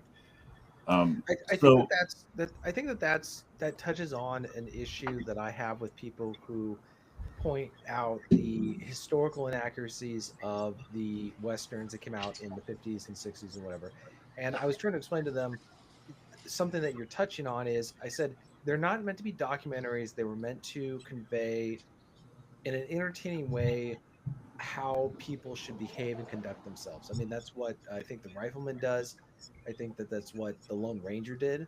Is they weren't just trying to be entertaining, but they were also trying to convey like this is how you're supposed to behave as an American or as a person. And so they're going to do that with people that they can identify with. They're not trying to depict the Wild West as it was. That's not what they were trying to do. And that would that you can do that, but you're not going to accomplish the same thing that they were trying to do in the 50s and 60s with these TV shows. Well, that's one of the things I love about especially older Super Sentai series, the stuff that they turned into Power Rangers over here. Those original series, whether they're Dynaman or Birdman or Ninja Sentai Kaku Rangers or whatever, they were morality tales for young Japanese boys as to how they are supposed to act and behave and organize themselves within Japanese culture and society. And those themes are reinforced and redone. Now, as things got brought over here, I think some of that messaging got watered down in order to make the stuff more marketable when it was sold to Saban or whomever to do the Americanized versions of it. But, for me, some of my favorite Rangers are usually the Black Rangers because they tend to be the more rebellious and individual minded and kind of doing their own thing, which of course appeals to someone who grew up in this country, at least who grew up in this country in the 60s and 70s and 80s. So, but yet when things come to it, that Ranger always, submits himself to the betterment of the team and defers to the leader, who's usually always in the color red. But I mean, those are things expected of a young Japanese boy. You're supposed to, do well in school, honor your parents, get a job at a good Japanese company, Be respectful to your leaders and your elders, and work your way up, and always do your part and serve the team, and therefore serve the best interest of the Japanese people. And it's just cultural differences, and those are broad generalizations. So anyone watching, I'm putting this stuff into shorthand. There's a lot more to it, and it's stuff that I could spend the rest of my life studying Japanese culture and history. I have several books about the topics and still never fully understand it because I'm not Japanese. Although thankfully at university, I've had a few native Japanese people tell me that I've caught things that they don't hear much from other Americans. So I've gleaned some information from the clues presented. So, and we're right in my deduction. So I'll take that for what it is. I appreciate it. And I miss Toshi. He was a good guy. So. I'm almost out of my cigar, and I know it looks like I'm the only one still smoking. Damn it, you people! I can change that. I don't know. Grim's filter looks like he's kind of smoking, or is just his background's hazy. I'm not sure which. So. It's Georgia. It's pollen. Yeah. Oh, okay. It's all pollen, man. Gotcha. I can't make it any better either. My laptop is completely covered in pollen right now. It was a black laptop. Now it's yellow. Yeah. I'm lucky it rained today, and so the pollen got knocked down, and my laptop is not yellow. Although all week this week, having been out here, because part of my, and Vince will tell you, part of my work. This is my part of my workspace. So I come out here and work on a regular basis because it is outside. It's out of the office, right? And so, yeah, everything this week has been a nice shade of yellow tree crap. But yeah, the masculine geek theology, I guess I'll use the word theology. It's not quite fitting. It's close enough. It works. Philosophy. There's the word. English is hard. I'm from the South. We don't speak English real well. Oh, I know that from stopping at a Walmart in Chattanooga, Tennessee on the way to Atlanta. I was amazed at everything I was hearing, and I couldn't understand much of any of it. It was quite shocking. We have our own language. I get it. Having a group of gentlemen, I use that word lightly because Grim's on the phone. Looks like Grim got attacked. Grim's getting attacked by something. The armadillos learned how to fly. And his mic, and he killed his mic. So it's like, Yeah. I can't hear a damn thing you say.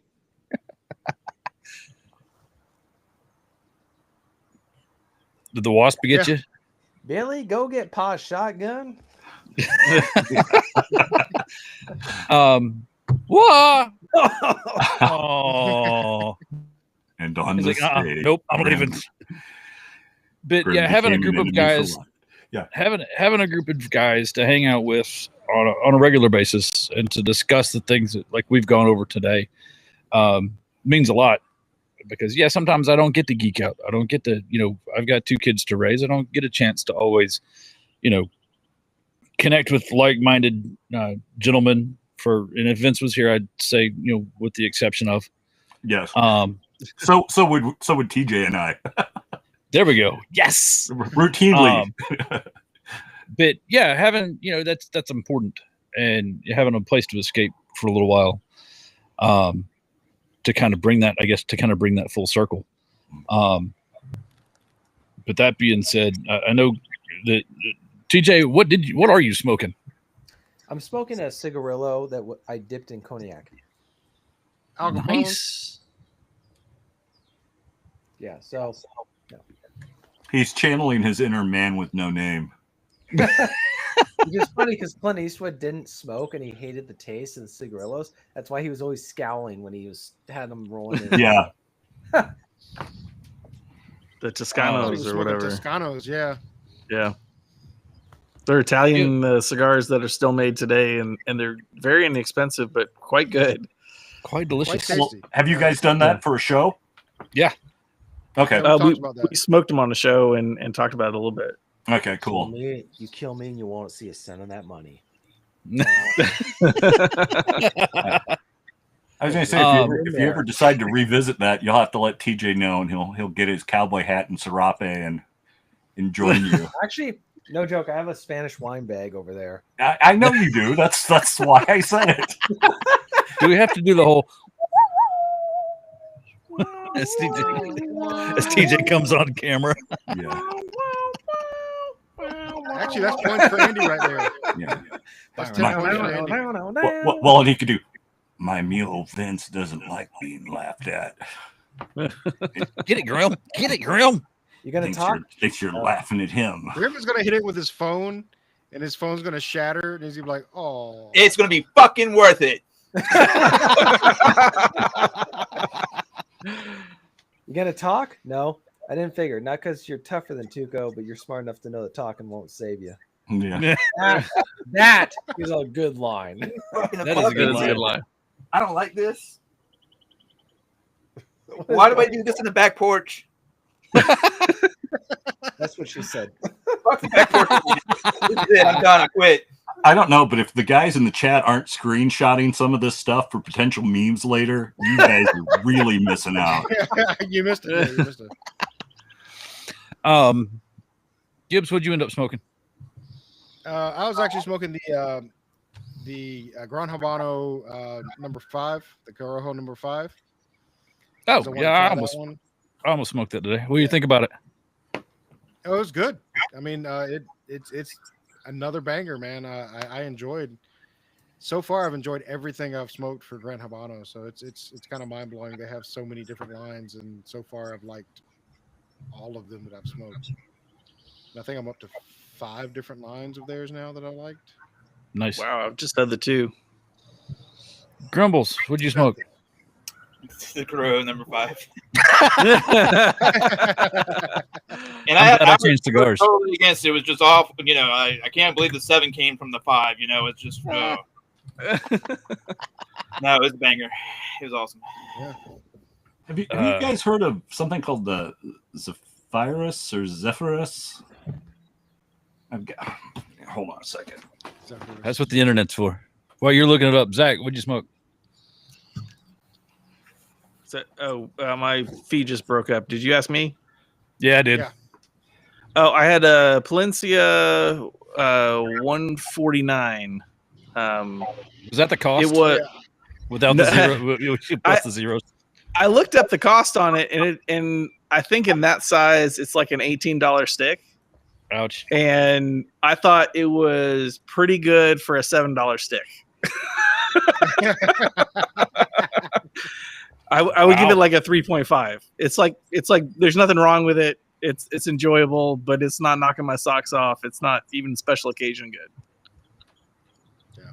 I didn't get ratings from Gibbs and Grimm. I'm sorry, guys. I'm not the host, man. Oh, Jesus. Bring it down a I've little. never heard of There we Zephyrus. go. Yeah, we don't care about the like box. the We care about the Transformers. Oh. Yeah, those are those little blocky model toys I was talking about that my son and I have been building on occasion, but they are currently resting on this cigar box. Is that a Davidoff product? It doesn't La Galera is what it says. La Gloria. Or La Galera. Galera? Yeah, that could be it. Here, let me move the Transformers here. Our local tobacco shop, which is where I have brought product repeatedly. No, let's see if I can turn this camera back on. Yeah, so there's this. It's a cool box. Yeah. So anyway, they have Nice. they quite often have really, really nice cigar boxes that they are basically selling for like a couple of bucks, you know, Yep. Yeah. 5 for 10 or whatever. And of course, if I ever have my son with me, he has to stand outside the door of the shop because, it's a cigar bar filled with all that legal stuff that is forbidden and taxed extra, despite being perfectly legal, which is a bit of a conundrum for someone of my fair-minded nature. But obviously they see the kid and they're like, oh yeah, if you want, here, just give me 5 and take a couple extra, whatever. So he has several larger wooden cigar boxes that he keeps his special treasures in. But that was one I saw with the map on it and everything else. I'm like, I'm keeping that one. Yeah, this one's going to be for Dad, and I've used it to take photos of certain Transformers that I've put on Twitter. Some of the ones you just saw in that brief moment on video. But I've been thinking, it's like, man, I really like that box. I wonder if their product is any good. So it's on my list of ones to get sometime and try. But I didn't know if you guys were familiar with the manufacturer or the brand, or have ever smoked the manufacturer sounds familiar. I don't know that I've had any of their cigars. Okay. Yeah, I don't think I have either. I don't think I've had That Lagavulin. doesn't. I've definitely had that. Okay. It just because we haven't had it doesn't mean it's not superb. Right. Well, if There's so many cigars. Well, if you ever have it, So Andy will have to send me a message or something on Twitter, so I'm sure to watch that particular show. That way I can get your guys' take on it. Absolutely. I had the on a whim, and the fact that my stomach was full, I went and had the Cohiba Black. Mm-hmm. And I'm glad I bought it in a pack, like a sample pack of like 5 or 6 cigars for like $40. Because you kind of like the Palencia. Everybody goes, oh, Cohiba. And I'm going, oh, Cohiba. And I'm kind of sitting there with this one, kind of the same way. It's not knocking my socks off. It's kind of been a whole one-dimensional cigar. It's got the oomph to it. It's got that full-bodied, flavor and kick to it. But I'm with you, probably 3.5. Yeah, I've never had the Cohiba Black, but I would drop the money on it. I've only had this is my second Palencia, and I rate them both about the same. They're good cigars. They're just like in the middle of the road. They're not exceptional. I've had they're not mini cigars for half the price that were way better. Yeah, I'm about to say, they're not worth the price tag. To me, Yeah. they haven't been worth the price tag. They're the Pappy Van Winkle of cigars. It's a good way to think about it. Although I did just read a press release, Pappy and Drew Estates got together and they're releasing some Pappy Van Winkle cigars. I remember I made a comment about how I like Tabacco Special from Drew Estates. Yeah. Which they're not too expensive. They're decent price. But it's funny how there's some cigars where the price is not correlated at all to the quality. Like there's some that are really expensive, and I'm curious. This would be a good conversation with somebody who's actually in the know. Maybe you guys are one of them. But when you're looking at a price, what does that reflect? And how do you tell that? How can you tell that it's a reflection of the quality and not like, oh, it's from this country and we have a tariff on it, or right? Or are there certain ones that you're buying? Or are there certain ones that you're buying the name, like with alcohol?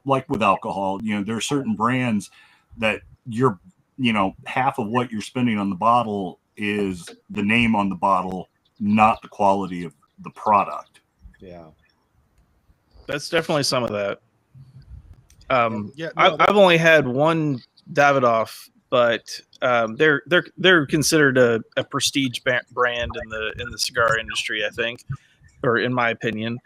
And they are the one I had was good, but it was like a middle of the road cigar in my opinion, and it looked very nice. It had a very a beautiful wrapper leaf that was this creamy buttery no veins, and it was that's part of the price is they've taken the top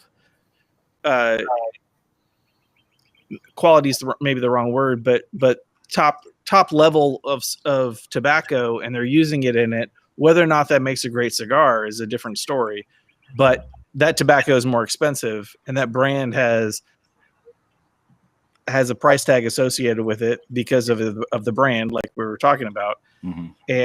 And like we had George Rico from Gran Habano on our show recently. I don't know when that's going to actually be available to check out. Monday. Okay.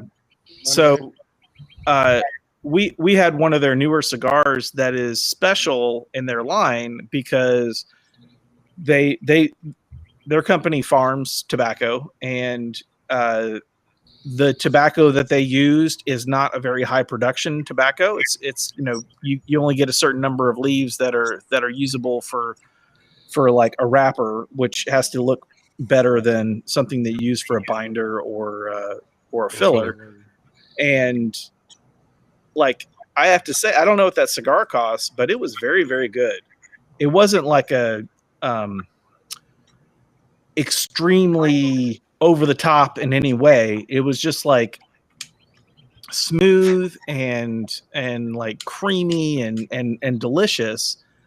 But I don't think it was an exceptionally expensive cigar. But when he was talking about, we asked him what makes this cigar more your ultra premium brand instead of your premium cigar brand, and it's because they age the tobacco longer, and they only have a certain number of these tobacco plants that they can get this certain number of leaves that are suitable for wrapper, and it's just built with a scarcity, in the the raw material, and then that aging costs time, which is money, so that has more value to it. Yeah, but I think to TJ's point, he's more talking about if you walk into a humidor and you see a cigar sitting there at a $23 price point, and you see another cigar sitting there at a $12 price point. How are you going to know that the $23 is a better cigar than that $12? Right, exactly. And the answer is you're not. Yeah. To be 100% honest, I mean, unless you know the background on that cigar, how it was aged, what kind of leaves are in it, things like that, you're not really going to know. But the cool part about that is it also depends on your taste. Right, I was going to say. Yeah, it depends on your taste, because like Zach, smoked a Plasencia. Plasencias, they're usually running $18 to $25 on a stick. Yeah. And I've had a bad experience with the Plasencias I've had. Billy's had a bad experience with the Plasencias he's had. Grim is the only one that's actually liked the Plasencia he had. That was good. I like the Palencia I had. I just was glad I didn't buy it, because exactly what you said. I don't know. I'm budget conscious. I'm not going to, run out and buy a $20 stick. Yeah. Well, TJ's kind of partial to that long bottom leaf from the South Farthing of the Shire, so it's he's got pretty refined taste there. So, well, and that cost and brand can influence your experience with that cigar, just like whiskey or wine or anything else that could have some extra value because it's extra special in some way, and you're attaching that value, whether or not it's real in a blind taste test, makes it worth it to you or not. And in this case, that cigar, I wouldn't buy it. Like, is $18. I got it in a mystery pack of 10 cigars that I would say out of those 10 cigars so far, this is probably my least favorite in there. Mm-hmm. And, I'd had a lot of the other cigars that were in there before, but they're just solid sticks. They're things like the, the Camacho Triple Black, and there was a Drew Estates Underground Number 10, which is one of my favorite cigars, and it's not an incredibly expensive cigar, but it's just really good. It has a lot of the things that I want out of the cigar, and as we smoke more cigars from being on the show, I find that the price tag is less and less important as far as whether or not that cigar is going to be good for me. Interesting. Yeah. Well, but and speaking to that, there's certain things you can do to try to learn about a line, because most lines, especially like Davidoff, which is a higher tier, you're going to pay up for those. Um, they have lower lines that are more affordable. Mhm. So if you really want to see how a stick is, go to their lower lines first. The more affordable ones, you can get a Davidoff under $15. But if you decide that, hey, I do like that, try another one, a little bit Right. higher tier, and see how you like it. So you don't have to break the bank and go grab the $23 one. Right. You could find the lesser expensive one and try it first, and you're gonna see what their line tastes like, and then you can progress up and be like, wow, this one's better and this one's better, or whatever. Okay. Well, for you Yeah. gentlemen down in the South, well, one of What my you talking local about? one of my favorite brands of bourbon or whiskey is produced locally here in Indiana, in southern Indiana. There is a place called Starlight Distilleries, and there is a brand. Their regular brand of bourbon is about $30 a bottle. They've got a blackberry whiskey that they do in copper pots with blackberries grown there on the property. They're my I wanted absolute. to try that. Yeah, they are absolutely. Matter of fact, I think I've got a bottle of the. Yeah, I've got a bottle of the whiskey here on hand, but not much left in it. But I mean, so Starlight Distilleries, local, great stuff. $20 for a bottle of this, and it's worth every penny. The bourbon is $30, and I would argue it's probably the best Kentucky bourbon you will ever drink is made in southern Indiana. So there you go. I send all hate mail to me. I'll be happy to answer it. Just write it to the regular address, which I'm not giving you. But for you guys in the South, obviously in tobacco country, in this country is in the South. Are there any local produced or manufactured or grown cigar companies or cigar manufacturers that you guys know of or enjoy? Penn State is the only one that comes to mind, but it's still, Penn State's the first one that comes to mind. I've not had the Penn State, but I've heard it's pretty good. A lot of and this is an opinion, so take it for what that's worth. A lot of the cigar companies that are on the shelves are, produced. They're produced by larger companies with sub labels, and that happens in bourbon like NGP or MGP, and wine, all industries that I can think of, firearms, where you have like these companies that are manufacturing the product for smaller labels, but a lot of those companies that do that, they're actually making the cigars in like near where the tobacco is grown, so Nicaragua, Honduras, Dominican Republic, all those places. And there are factories in the U.S. There's New Orleans Cigar Company, but I don't think they grow any of their own tobacco. no. But a lot of the tobacco that's grown in the U.S., from what I understand, is mostly directed towards the other tobacco industries. Right. It's cigarettes, it's chewing tobacco, that sort They of call thing. it Marlboro Land for a reason. Right. Yeah. So is it just our soil and our growing season is not conducive for making the tobacco that you would want for a good cigar? Or is someone just missing out on an opportunity via federal bureaucracy and regulations preventing you from even considering it, or just it's never occurred to them to try to have a locally grown American cigar brand? It's probably a combination of all those things. Probably. And if you go back far enough, you'll find that in the 1700s, 1800s, we did have a number of locally, of local grown farms that's what they were doing, was making cigars. Yeah, and they made their own. I remember that. But I mean, has that all been lost?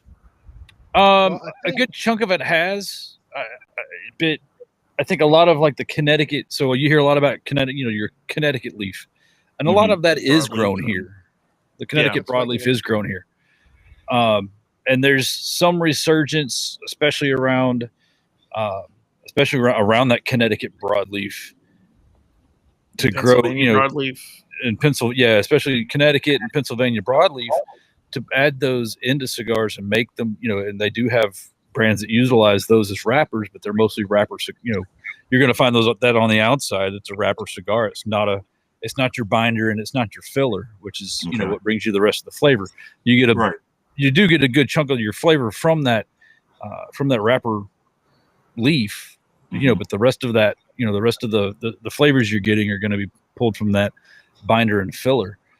And we don't have that because, like Zach said, a lot of that I think is relegated towards the other smoke industry, cigarettes and chewing tobacco. Yeah. Well, and there's also some pretty heavy regulations around farming tobacco in the U.S. I had a class back in college with a guy who his family farmed, and most of what they farmed was soybeans, but they also had a small tobacco plot, but it was the biggest that they were legally allowed to have, and it wasn't very big from what I understand.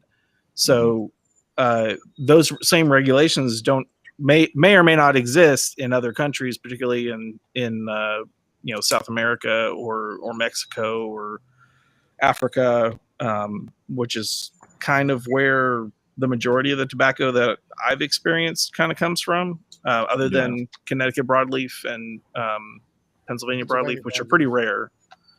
Well, you would think with the resurgence in the last decade or so for craft beers and craft whiskeys and stuff like that there'd be something for craft tobaccos, but there is, just given the there regulations that I see states around the United States trying to impose on cigars that are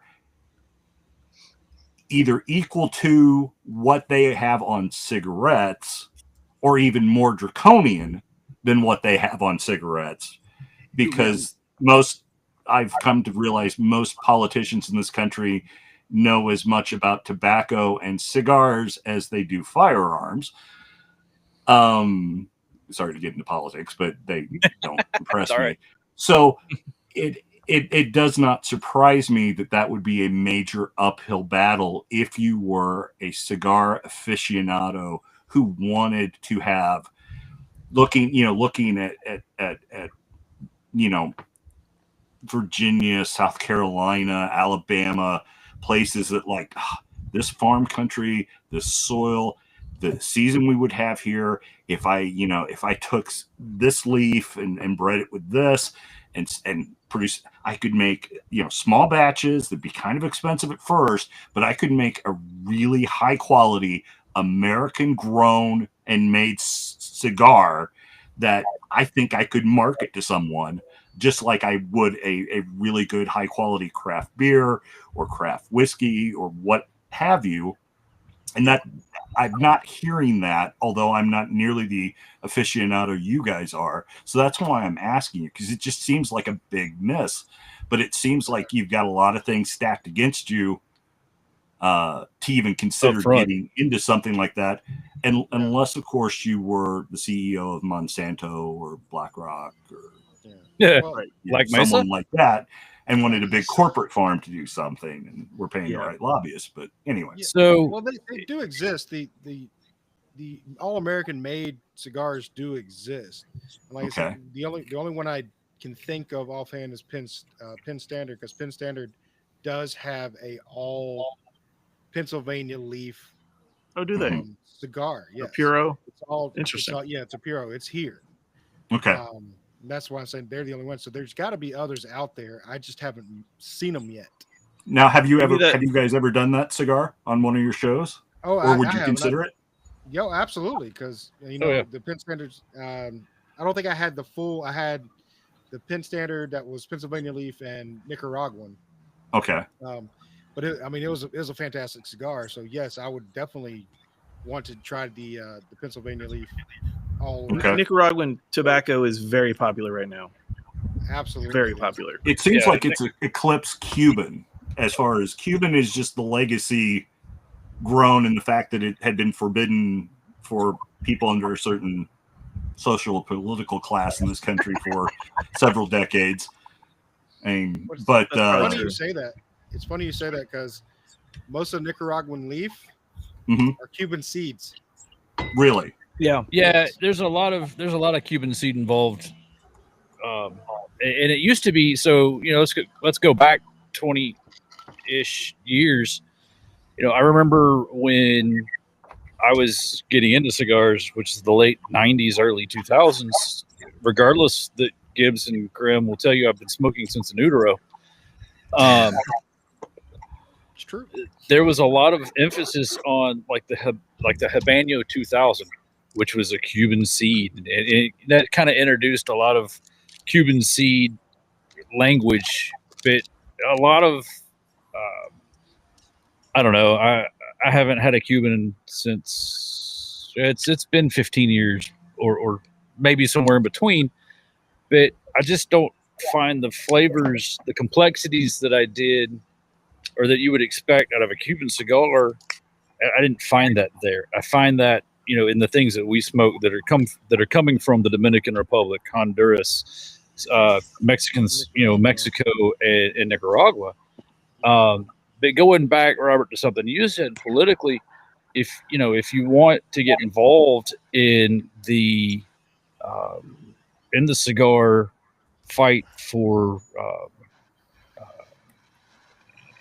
politically, I'm trying to shorten this in my head. And I'm going to plug something. It's the Cigar Rights of America is the way to go, because they're one of those action groups that have kept kind of, they've been big proponents of keep the FDA out of my cigar. Mhm.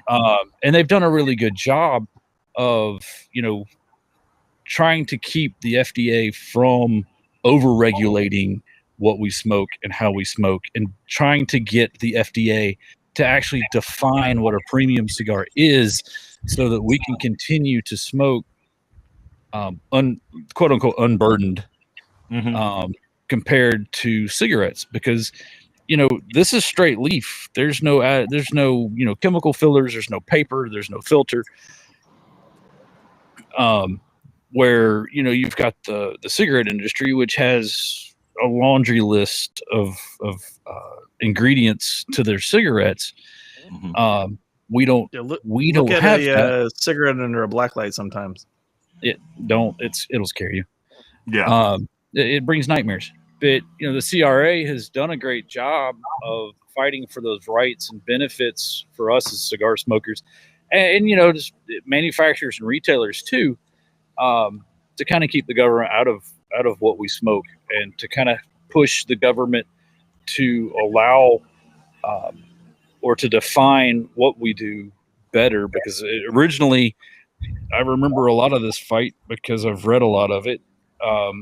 Originally, the FDA said, well, when they said that the FDA could regulate smoking, they said, and they just kind of went with a blanket attempt at regulation.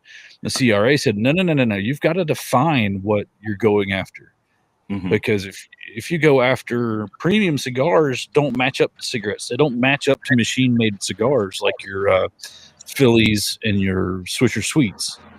It's a whole different concept compared to what you're trying to define. You've got to better define that, and we've been able to escape a number of legislations over the last decade regarding the things that we enjoy, which is great. And I continue to support that group because of what they do. Right. But yeah, as for having a fully domestic product, I'm with Gibbs. Penn Standard comes to mind. It's the first one that comes to mind because it's the one I've probably had the most recent. Mhm. And now that you mention it, I'm going to go look later and find something else to probably smoke. And I mean, there's plenty of domestic companies. You've got Warfighter, you've got Big Sky, you've got help me out, Gibbs. Silent Hero. Silent Hero. There's these guys that are Chromacraft. Roma. I mean, they've Roma, got a Roma, Roma. factory in Sorry, Grim. We couldn't said go a Roma. whole show without talking about Couldn't them. go a whole show without talking about them. That's another. Because we might run into them at PCA, and I'm like, you know what? I love you guys. So anything negative about anything that ever no one. I know Roma. The but there's enough domestic I mean, I don't want to say manufacturers because they're not making them here. They're making them. They're rolling them out of for the most part. They're rolling them out of country. JC Newman comes to mind too, because they've got a factory here. They ship in the leaves and they make that stuff in Ybor City and ship it out. Okay. You know, there's plenty of companies here that you can support, but yeah, they're definitely going to have tobacco that's not grown. They're going to have that tobacco imported. Yeah. Which is fine because I understand there's things that I like that get imported. Mm-hmm. Yeah. Well, it's just it seemed like a missed opportunity if more people weren't taking advantage of it. And obviously, I'm old enough to remember the mystique of Cuban cigars as far as how they were referenced in movies and television series and the whole, a beautiful virgin Cuban girl rolling the cigar on her inner thigh is to making all those things. I'm old enough to actually remember seeing them referenced in pop culture. And of course, this is back in the time when, cigarettes and other tobacco products weren't, you can see them on screen. Prescribed by doctors. Yeah. So, which, and tobacco itself as a grown product has such a long history in this country. So it's just kind of interesting, and obviously there's a lot of differences in how things are done, and it's interesting that although as heavily taxed and regulated as various tobacco products are, certainly large tobacco companies seem to have very chummy relations with people in politics that are heavily regulating product and making laws and increasing taxes and so on and so forth. And obviously there is a major difference in how modern American cigarettes are manufactured and the way most quality cigars are grown and assembled, as well as there is a major difference in the quantity of either of those two items, in the quantity levels in which an individual would consume them, as well as a big difference in how you consume them. The way you smoke cigars is not like the way you smoke a cigarette, nor do you smoke as many cigars in a day as your average, factory worker or grandma chain smokes Marlboros in the course of a day. So, although I'm sure there are probably some days you guys wish you could have one or two more cigars than you actually get to enjoy. But point is, number 3. This is number 3 for today. I'm just saying. I was going to say, I thought that was number 3 just for this show. And it's only been 2 hours. So, but no. So yeah, it's just kind of interesting. So since you guys are as knowledgeable and as passionate about this particular area as one could possibly argue I am or TJ is for one of our various hobbies, it's just interesting to get your guys' insights and thoughts on that. So yeah, and we are going. Let us know. Thank you. Yeah, we are going to PCA, which is Premium Cigar Association's big event next month, and it would be interesting to look and see if there are any American puros, which puro is basically all the tobacco is grown in the same country that is made, the cigar is made in. I think that's the definition. Andy can correct me if I'm wrong on that. I'm gonna let you roll with it. Okay. But that's something that I'm going to think about while we're there is because there'll be, I don't know, 100 different cigar brands there and other cigar related companies and pipe related companies. Right. So it'll be interesting to see if that exists beyond like pen standard, like Indian Gibbs we're talking about. Mm-hmm. Okay. Well, I look forward to hearing back about that. So you guys will have to make sure Vince, TJ, and I know about it. That way we can at least be sure to tune in and get your guys' insights on that. Well, that entire weekend we're going to be posting a lot of stuff that we see. Okay.